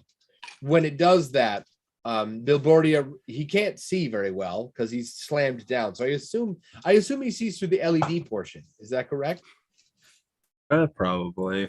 So he's currently staring at the floor because he's like hugging it with his face. So he can't see anything. But he reports to you that the Opera Raccoon has moved, has retreated from him somewhere. You can't feel him touching him anymore. After a couple of seconds, the fog clears up. Your Opera Raccoon seems to have disappeared. The robot is dead. And Lucas is standing over a smoking robot going, yeah, that's what I thought. I guess just have Bilbordia heal in that instance. While the fog's clearing, You bet. hopefully fixes advertising. How are you healing him? You got an item for that? Isn't there just Yeah, a rest? resting. Oh, that's right. The rest mechanic, right? You take the whole turn. That's That 1d10, does take the right? whole turn, right? Yeah, it Yeah. does take the whole turn. 1d10, and then you get some MP back, I think, as well. So I think it's 2 MP. yeah. Blind. I know it's in here because I was on the wrong. Nope. Ooh, rolled a That's not it. 1. Bummer. 18 health. I want to make sure I cover it since we're talking about your thing. I know it's in here. Rest. It's in the I think it's in the summon matches section. Summon matches section. Or summon matches like little paragraph, I think. In the how to play section. Basics, how to play, basics, check, summon matches, in combat, blah, blah, blah, blah. Creating your summon, blah, blah, blah, roll initiative, blah, blah, blah. They don't last very long, blah, blah, blah. May do actions. Resting turn. heals 1d10 HP and heals 2 MP. There it is. Any one Okay. move, but takes 2 actions to do. Right. Which is to say, it Something takes your whole sense. turn. Right. Thank you. So I mean, the whole purpose of this, other than just hanging out with Ethan because it's cool, is to like, showcase the system. So I suppose we should like mention mechanics when we go over them. Yes. So yeah, you take the turn, though you're not in combat anymore, the grid disappears and you just and so the kind of squawky box audio cleans itself up. The picture cleans up, the HD, the high definition part of high definition is restored. Right now, it's like a 4K. It's good, right? Yeah, Like it the goes from average human eye 480 to can't- 4K. Nice. The average human eye can't actually see that well. So, but they just spared no expense. They didn't care. For the like Yeah, and 4 it- people on it's the the best. planet whose eye vision is that good, they wanted to make sure that they got their money's worth out of that advertising, you know. So the room you're in, the two of you have 2 doors that leave from here. Again, they're those like slot ones, right? They're not very wide. One of them is marked and the other one isn't. The one that's marked says maintenance and the door is broken. And there's a little tiny piece of red confetti stuck in the door. The other door is closed, not broken, but when you like wave your hand towards it, it moves. Like it's motion activated. It'll open if you get any closer.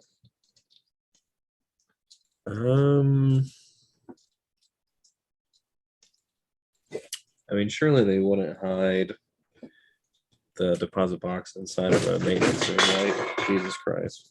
I love cats. I love how you can blame your Uh, cats. I just threw like 12 dice on the floor, and that was just my like glitchiness. Yeah. I'd love to blame the cats for that, but I can't do it. I just like to knock things over. They do. They're like little turds. I'm down to go to the maintenance room, at least to rule it out. You bet. What do you think, Lucas? Are we headed into this maintenance closet or the other door? I think Lucas is going to sleep on us. Oh, I'm good. What do you think? Maintenance closet or the other one? I have a soup to season maintenance closet. You bet. So this soup is in a bad shape, but there is a fridge with stuff in it. Do you think you can save it? I do not have a cooking stat, but I failed 3 restaurants. I want to say it was more due to my behavior as a terrible human being than to my behavior as a terrible chef. Okay. So I think I can save it. How important is it to you that you save it? I mean, I would not sacrifice myself. Maybe I would not sacrifice Chippy. Chippy? Okay. But like pretty much anything else. I see. Okay. So what you're saying is you would sacrifice Bilbordia for it. I mean, it's not my responsibility. Nice. You bet. I actually, okay, no, I'm being a dick to another player. That's No, go ahead. That's I a don't care bad about play. that. Listen, if we get this I- money, I'm leaving this life behind me. So kill Wilbrodia if we have to. Listen, I'll You sacrifice. can't kick anything. your friend's dog Okay. until he says you can, right? Exactly. With my heart in my hands, to use an Italian expression, Mhm. is there any bad guy in soup throwing range? No. That's a shame. Okay, then I go save the soup. Okay, you bet. You've got enough stuff in the fridge. It's going to take you a couple minutes and some fast acting, right? But you can absolutely save the soup. Perfect. You bet. So Bilbordia and Isadora, you head into the maintenance closet. It's a prank, by which I mean there's a big hole in the floor. Just What a like prank. the floor, like the Casco room is jokers. empty, and there's Got just like them. a big explosion in the floor, like a big somebody went poof and punched a hole. You've got like 10% of the perimeter of that floor left, but that's it. You look down through it. It was a maintenance closet. You see brooms and crap down there, maybe 20 feet, which I guess isn't that big a deal for Bilbordia because you can just hop on top of them and drop what the remaining 5 feet to the ground. Right. Yeah. But there is what looks like a human down there. A dead human. Oh yeah. Charm marks all over them. They're missing a couple of fingers. They've also been here for a while. They smell bad. All that blood is dry. Happened here. Yeah, I'll take Borbodia down there You bet. for Has desperately Bilbordia- looking first deposit box. You bet. I love it. You're hunting a thing you don't know where it is. It might not even be here. Maybe your benefactor's fucking with you. Yeah. I don't know that. I'm just Wow. someone promised me, someone dangled money in front of me, and now I have to chase it. You bet. So the shaft you've ended up in looks like there's a person, powder marks on them and up there. Maybe they set a charge and didn't get out in time. Who knows? But what's left of them is burnt and ugly. That said, the charge did sort of work. There's a crack in the wall in front of you. So you would be underneath the kitchen you were just in if you went through it. It's the crack itself is not particularly wide, but it is wide enough that with a little bit of force, you could make it big enough to go through. And you're looking at what looks like some sort of light chamber. There's a huge cylinder in the middle of the room with this. I mean, it's huge. It's like Zordon from Power Rangers. It's massive. Giant piles of yellow light spark in and out of it all the time. Lightning actually arcs out of it into the chamber. Like at one point, you hear a lightning bolt come from it and score the wall, like the other side of this crack, maybe 3 feet from you. Zzz. You can see the heat on this side of the wall for just a second. And from the angle you're at, you can see what looks like Marco's face at a far angle. He is above it. So he's in the room above that one, looking down through a little hole next to a bunch of blue wires. You can see him. I'm not necessarily sure that he can see you. Okay.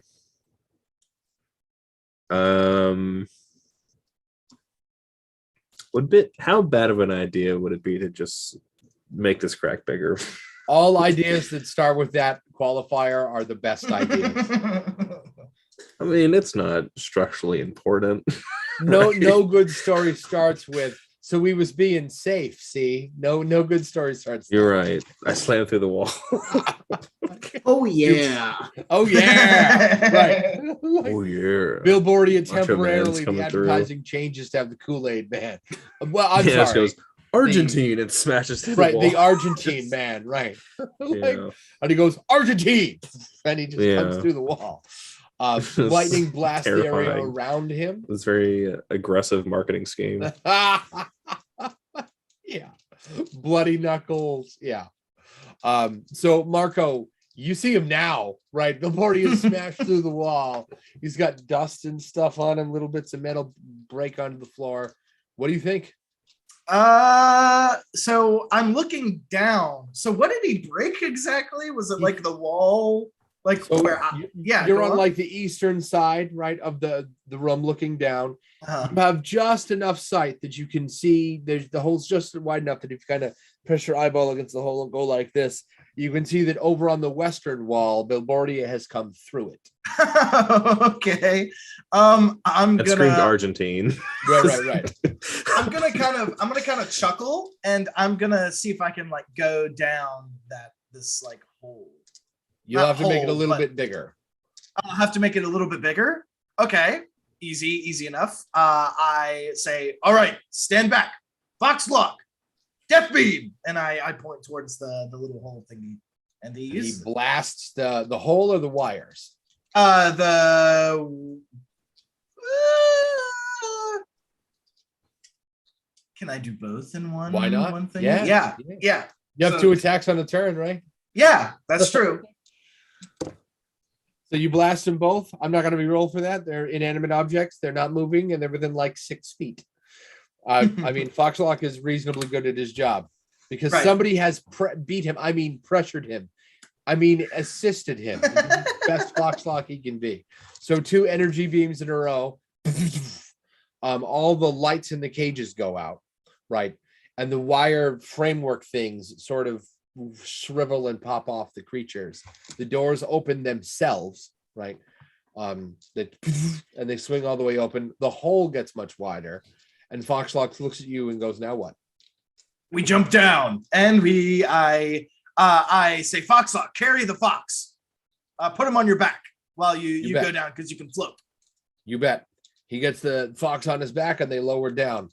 Lucas, you are busy repairing this soup, but there was an explosion, right? Like it shakes the building. And the Sense floor of you're- self-preservation. I think that is Okay. still more important than the soup.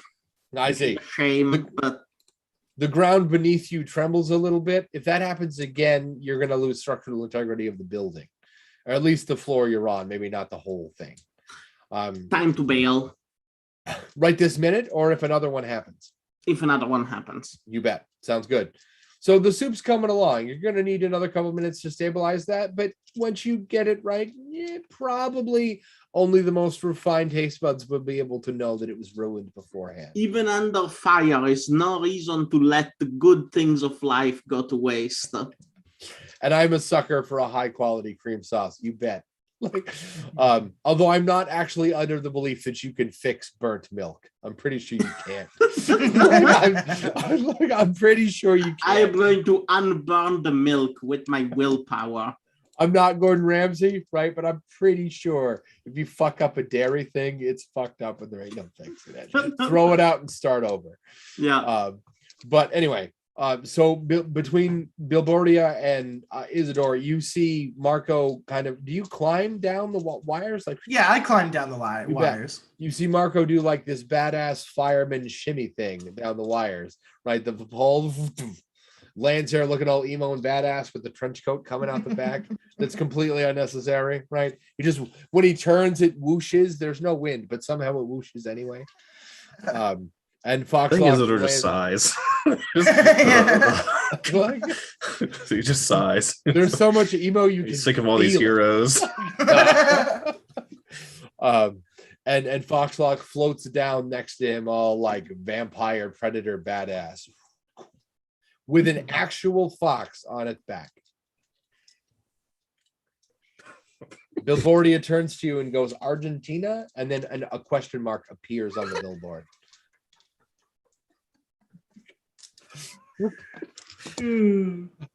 Oh god. Okay. So what was the light source in this room? There's a cylinders. giant diode in the middle of the chamber that's throwing lightning everywhere. Okay. I'm assuming that would not be good for our No, summons. it would be bad. Uh, You notice that inside that giant crystal diode thing, the giant cylinder of glass, inside of it is a much smaller, similar object with a blue crystal in it. okay, that sounds exactly what we need. Yep. So are the wires that were going up through the hole connected to this? Is that what? The wires are connected to this, yes. I don't suppose there's just a power cord somewhere we can unplug. There is, but it's humongous. Like this big around, you need some pretty impressive might to pull it out. But yeah, I mean, there's that, and there's an equivalently large, but it's a little bit smaller, but still unreasonably big master power switch. The only problem is the power switch is like 15 feet up on the wall. No human. 15 feet up, you say? I do, as a matter of fact. Well, they didn't know you were going to bring a sentient billboard with you. Perfect. Okay, I'm gonna flip the switch. You bet. If I can. The whole thing powers down. By the power of billboard, get wrecked. Right. Lucas, the power goes out in your kitchen. Oh no! Not right after you fix the soup.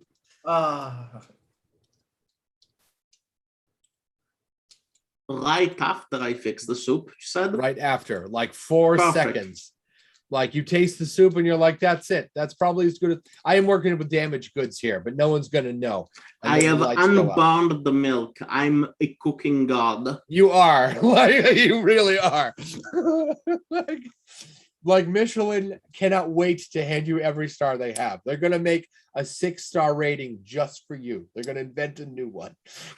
Like I think they only go to 5. Anyway. I think that's correct, but even getting one is like a pretty impressive result. Yeah, getting ranked at all is a pretty big deal. Yeah.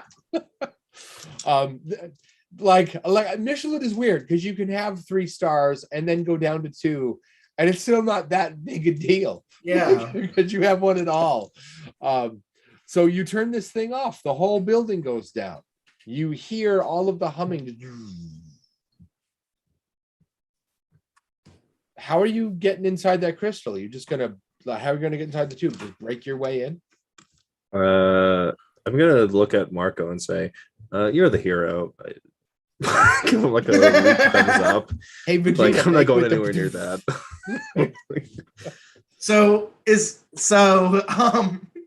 Marco kind of like nods in that stereotypical like anime way with the and he goes over to the tube. Now, what is the tube filled with like liquid? What is it? How big is the tube? So also? the tube, I'm picturing like the Zordon tube from the old Power Rangers cartoon show. It's I'm huge. too young. I'm sorry. Oh, I see. Oh, it's okay. 25% of a barn silo. Okay, that makes sense. Okay, so I'm too young. What's wrong with you? I'm just kidding. So yeah, I didn't realize until I was an adult that Power Rangers was. I was never like a big Power Rangers fan, but I didn't realize until I was an adult just how bad the bad guys are. Yeah. Because Rita Repulsa takes a little creatures like little clay lumps, right? Puts them on this thing, and it goes down a conveyor belt through a much larger, what is basically an oven. And when they come out the other side, they are larger and sentient and go fight the Power Rangers. I mean, that's the process by which I made oh my god. Chiplin. Right. Yeah. And I was like, wait, hold on. The Power Rangers fight easy bake oven bad guys? That's terrible. That are called the Putty Patrol. Like they fight clay men who are baked in an oven. Like, and I'm like, I'm sorry, I can't take you seriously as a superhero team when what you're fighting is easy bake goons. I'm sorry. Literally. Okay. Yeah. I can't. You might be cool on your own, but I have a tendency to compare, like, judge how badass a hero is by the things they beat. Like, and if that's what you've got, go home. Like, hey, nobody has beaten me because lack of sleep deprivation plus having built a completely worthless character has beaten me already. right. He was like, came into this battle with no expectations, and you're not going to change it, right? So you don't see like a hatch or anything. It doesn't look like it was designed to be entered. Okay. So I look at the others. Should I just shoot the death beam at it, or what do you think? I don't think I could get in. I don't see how they could get any worse. Power through. We need to bail. I saved the soup. Who cares about the crystal? Let's go. Like, Yeah. I love my mark on cooking going forward. They're gonna build statues of me. Depending on how high my accuracy roll is, can I shoot the death beam at the tube and try not to hurt the crystal? Sure, absolutely. Yeah, go for it. All right, let me try. Oh, come on. You can do this, dice roller. Okay, give me just a second. Dice roller. All right. Here we go. Oh, hey, that's the highest roll I've gotten. 11. Woo, you bet. So Foxlock goes and punches a hole next to the crystal, leaving you a big broken. Still, it's jagged glass, but still, it's a way in. But doesn't touch the crystal inside. You can just reach your arm in, and it's how long is your arm? What, 3 feet? You're gonna need more than that to get it. I'm gonna ask Foxlock if he can go and get the crystal. You bet. And he looks at the crystal and he goes, I can jump and get it, but I mean, what's making the crystal just float there? Will I float there too? I don't know, Foxlock, but I promise you're strong enough to withstand the effects of this crystal. And I'm gonna ask him to float in. Yeah. Yeah, right. You go. Oh, then can he float like, and then just float back? Like this? Yeah. Okay, yeah. You bet. So this is like hovering. You bet. He just floats in, puts his mouth on the crystal, and comes back out with it. When he hands it to you, there's a moment where you and he both touch the crystal at the same time when it's in his mouth and you take it from him. Right. When that happens, there's a data overload in both of your brains, and you understand that the crystal, whoever has the crystal, has the capacity to control all the disc monsters in the world except the 3 that you 3 have. because your hollows are better. They're different. But there's a control, there's a glitch, basically, a viral backdoor that exists in all of the other ones. And whoever has this controls all the monsters there is. So Marco kind of looks at the crystal and looks at you all. God damn it.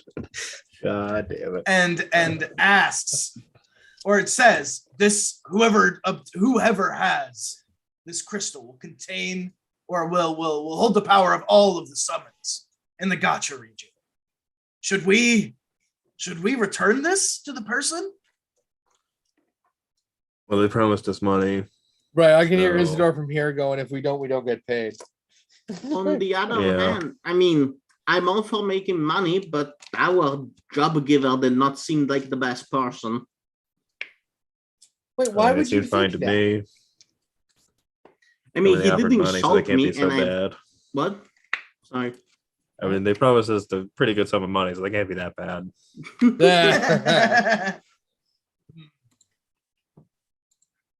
Listen, as soon as I get this money, I'm leaving the Gacha region. I don't want anything to do with this shit anymore. So they can do whatever they want with it. All right, Marco is gonna very, very, very lightly put the crystal in his pocket. Okay, you bet. Where Because to he is from here? obsessed with power, Right. but he doesn't want to hurt other summons to do so. And I have a feeling that those glitched out motherfuckers would be hurt by that. You're Actually, probably right. God, this is hard. Something he wants to destroy it, but he wants that summon too. So he's gonna keep it. He's gonna keep the crystal. We're not. Okay. We ain't in character development town yet. So he's gonna hold on to the crystal. You bet. From here, you climb back out, or you find a door, or you find your way back to the car. No problem. It's right in the parking lot where they said it would be. I guess we hop in, right? Yeah. Yeah. You bet. I love how To the you point of were no like, return. maybe I hand it in, maybe I break it, but nobody thought maybe I keep it. That was I mean, Well, I was I thinking thought that's about where it. Marco was going for. Yeah, I that's see. what I was Okay. thinking Yeah, that about was- it. that's what I was assuming. Oh, Yeah, I thought you meant like keep it so they don't have it, not like keep it for the power. No, I was gonna keep it for the power, but then I Oh, I thought see. like, oh, the summons would be bad, and then I was like, okay, well maybe I should destroy it. But if I hand it to the people, then I'm like, okay, well it's out of my hands. I'm not doing anything, and I get a sweet ass summon. So Nice. Yeah, you know, it's not our Like problem. right? And like I said, it's not.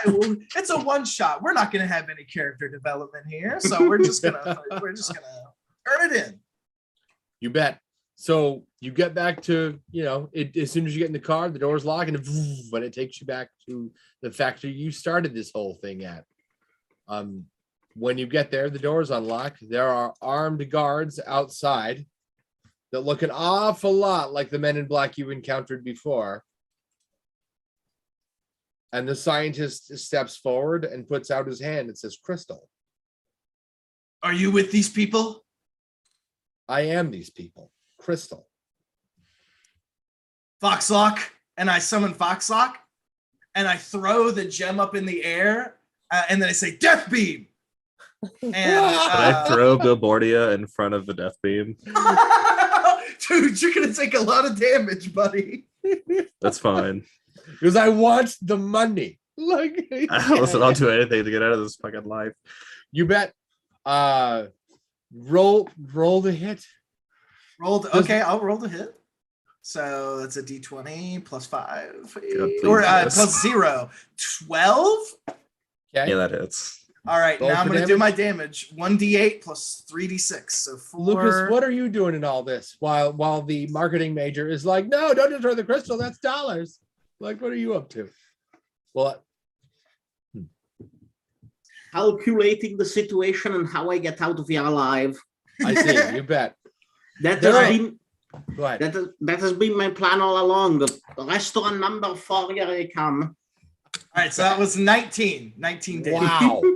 So I summon Bilbordia above you, and it goes, choose Argent, and the beam shoots right through him and deletes him.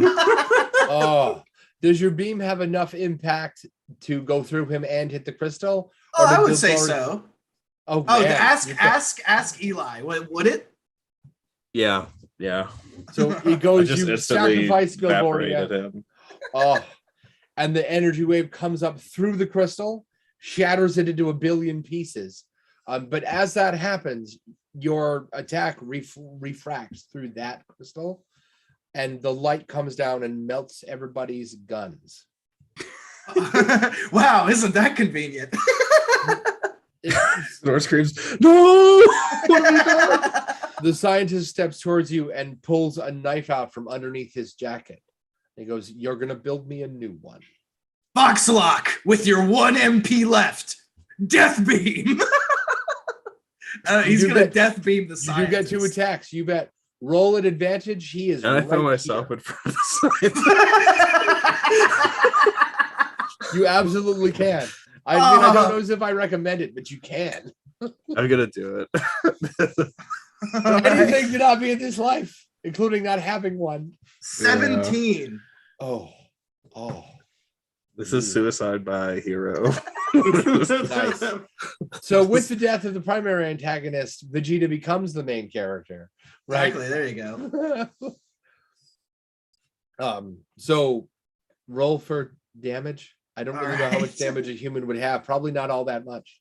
Yeah. So that's 2 plus 4, so that's 10, 16 damage. Oh. Isidore, what does that look like? Are you alive? That's death. Hell yeah, that's death. So Isidore is a smoldering char mark where The he's special beam cannon from fucking. Right. Yeah. So you're just Yeah, looking at like just- shoes with smoke coming out of them. Yeah. The remaining guards, after they stop wailing because guns have melted over their hands, right? The beam punches through you and kills the scientist, right? When the guards, they kind of first there's a scream for the melting, burning flesh hands, right? Then there's a second scream because their bosses died, and then they look down.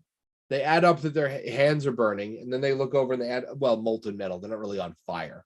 And they Right. add up the whole thing, and you watch little bits of metal, like a little band, like a metal band-aid, pop off the sides of each of their heads. And they go, So we're not exactly sure what happened, but we're not stupid. He's dead. You've got a monster. We think we owe you our freedom. Well, one thing that you owe me. Where the hell is that summon that he was talking about? What? There's a generation engine inside the building. Thanks. I'll be headed towards there. You don't owe me anything. It'd be so great if it was all for nothing. There was no summon. When you get inside the generation engine, you find a huge metal crate that says generation engine printed on it. There's a big security lock and everything. I'm going to think of a monster. And give me just a second. I already have the monster with me. Fancy. At least I swear we didn't plan this in advance. I swear. Yeah. But I think it's time finally that I can summon the monster that I've always wanted to summon. And I think for a moment of what the name is because I don't have it on me right now. I'm scrolling to fucking find it. Give me just a second. I think I have the name in my head, but it's on the edge of my tongue. It is shit. Where's it at? Something about. Oh, it turns out I don't actually have it. That's wonderful. But I summon. I press the. I think of the monster, and I press the generation. And what I think of is this mixture between this giant black and red dragon with centipede legs. These giant white fangs that come on each side of its face, and these 6 eyes that line each side of its head. with these horn-like antennas at the top too. Whoa. Finally, the myth. I can make it real. And I press the generation summon button. You bet. It's not something I planned on saying today.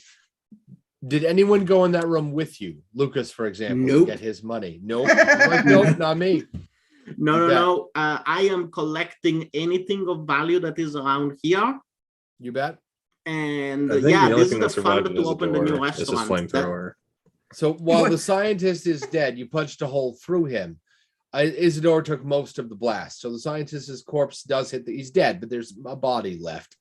In his pocket is one of those little tiny, like it's bulky, but he could still he had it strapped to his side, a small, like an overgrown lunchbox. Okay.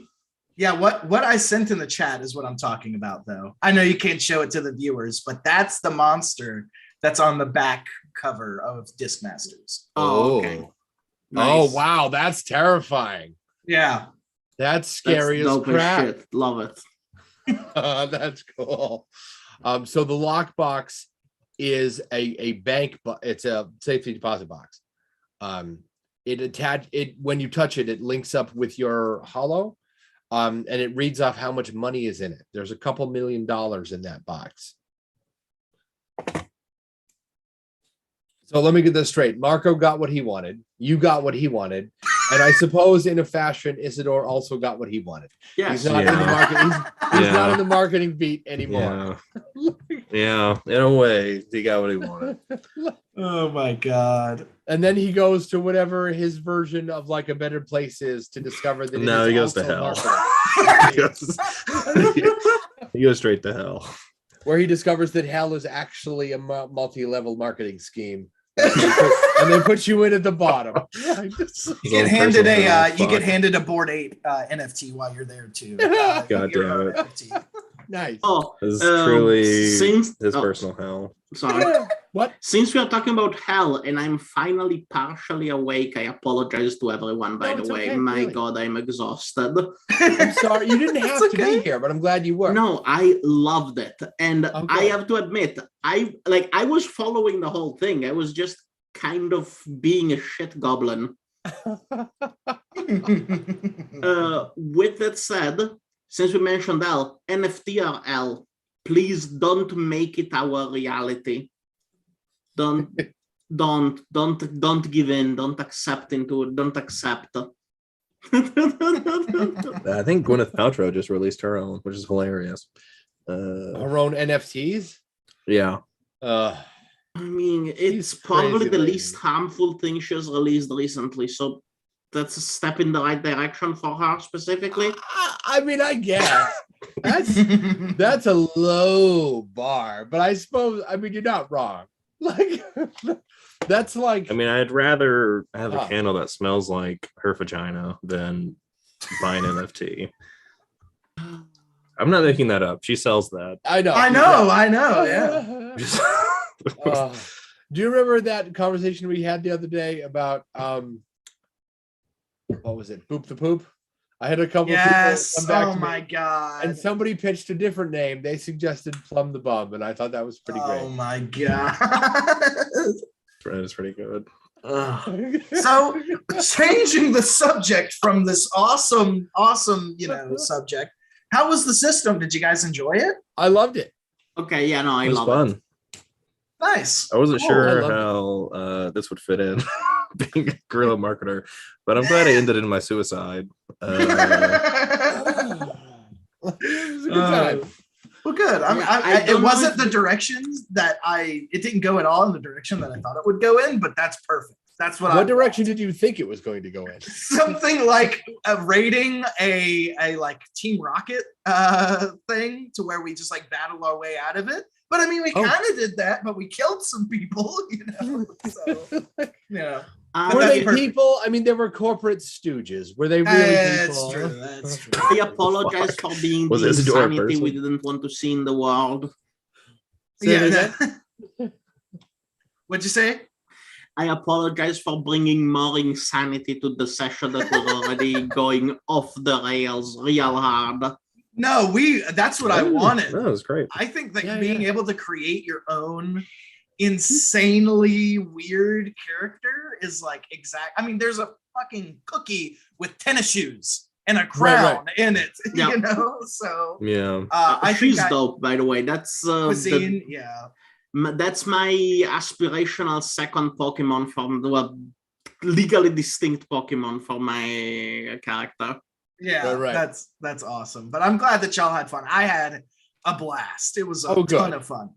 Like we didn't have a session 0, and I was real nervous about that, and I'm glad it went over well. Oh, it went over great. So I really, great. really love the 2 things on a turn. I think you could, if you took Pokemon, right, just as it is, but you let every monster, you still only got 4 maneuvers, you still only go to level 100. It's the same general plot you played every other game, but you just offered up you could do 2 things a turn. I think the amount of overall mechanical depth would, I mean, more than double, and that would be really something. Like, I think you've really got something there, and I love it. Well, thank you. I appreciate it. The system is very interesting, and I'm just very happy to see it work in Theater of the Mind, because a lot of my games, I don't know why, but I have the instinct that people are going to be playing with grids, but we didn't, and it worked great. So Oh, good. I was yeah. afraid I was going to ask. Because it's definitely, it's weird. I think it's the only system I've played in a long time. I hesitate to say ever, but that might also be true. That I actually would want a grid. That I would like pull up for battles, and we'd have the 5x5 grid on each side, and then I'd like turn it off or whatever. When we went back to this, because you could have like deliberate movement. I'm reminded of things like Monster Rancher and Mega Man Battle Network, where how you move and when you move matters a lot, and your enemies, some enemies pursue you, some of them don't. Like they'll hop, like in Battle Network, if Mega Man is at the top row when he shoots it from left, so that game's presented left to right like Final Fantasy, but there's a grid on the other side, and if you're at the top grid and you shoot, he can fire his little Mega Buster whenever he wants. He has special moves, but he can do like a little pea shooter thing all the time, exactly. almost as fast as you can mash the button. If he shoots across the top row and there's not a monster there, he misses, right? The little pea shooter bullet just flies to the end of the grid and disappears. And some monsters, as you hop, that applies for them too. So some monsters will like pursue you up and down the grid to get their shot in. Some of them don't. And the ones that don't are probably terrifying, right? Because they're ready to wait for you to come to them. And I'm always real paranoid. I'm like, I don't know what that is yet. And I moved lanes and it didn't follow me. Now I'm fucking scared to hop back in the lane that it can shoot at. Now I'm terrified. And I think that this Masters, it's weird. I went into it without a grid because my first thought is not to use one. Yeah. But I think this one could be I think I can see using one for this one. That's good. That's awesome. I really like it. Yeah. Anyway, this has been super fun. And I understand that Isidore has to like go whoop all the people who use the wrong brand. Yeah.